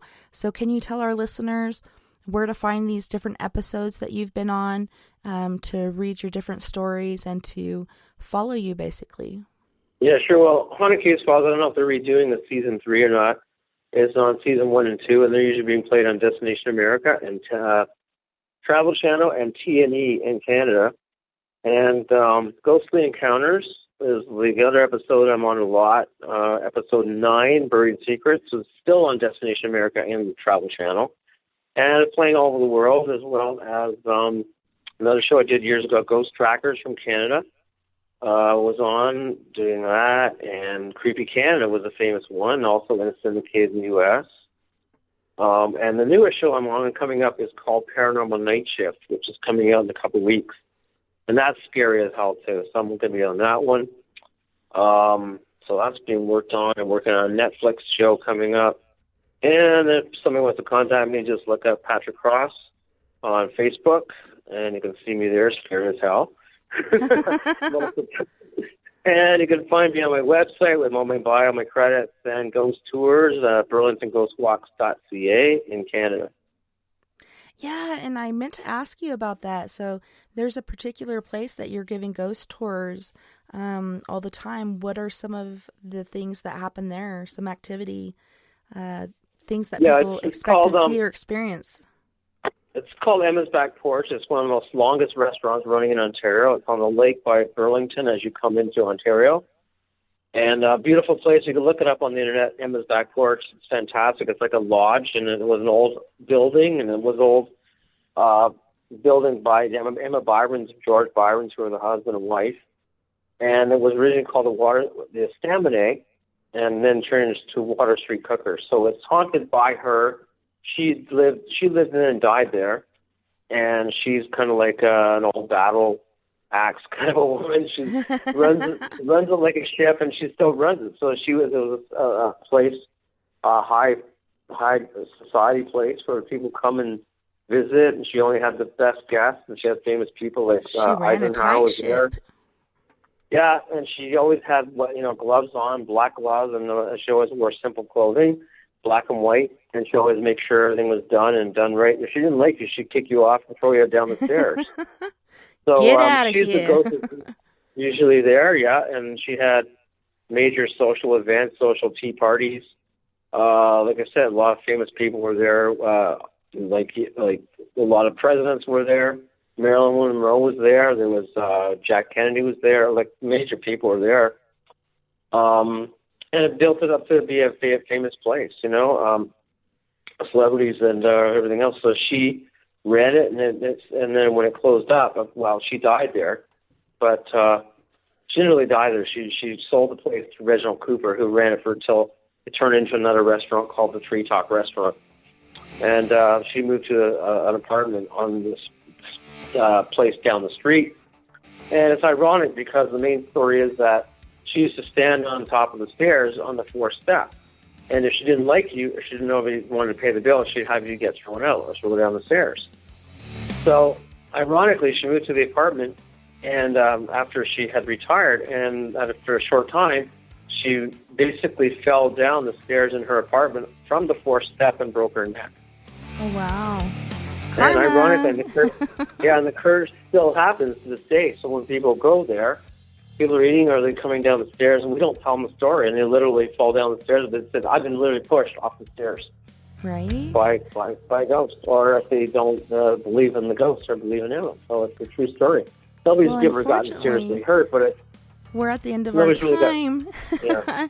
But I want to thank you so much again, Patrick, for joining us. I want to hear more. I want to keep going, but our thing's going to quit recording in just a second. But thanks again for joining us on Late Night in the Rockies and sharing your experiences and hanging out with us. It's been awesome. I really enjoyed it. Yeah, very, very much so. Thank you, and thank you for your stories, and hope people can enjoy it. And want to come back again sometime. Yeah, that'd be awesome. I'd love to have you back. That'd be great. But thank you very much for having me as a guest. Thank you. And thank you to all of our friends on We Are Paradox Media's Facebook, Spreaker, Twitter, Periscope, iHeartRadio, and wherever else you may be listening beyond the Omniverse tonight. I had a wonderful time this evening, and I can't wait to do it again next weekend when we have Psychic Chris Garcia on for Psychic Saturday. Sunday is Surprise Sunday because even I don't know what the fuck's going on. But don't forget, we're all in this together. Together we can make the world a little better. And together, my friends, we are Paradox Media, because without you, there is no us. 99 Love.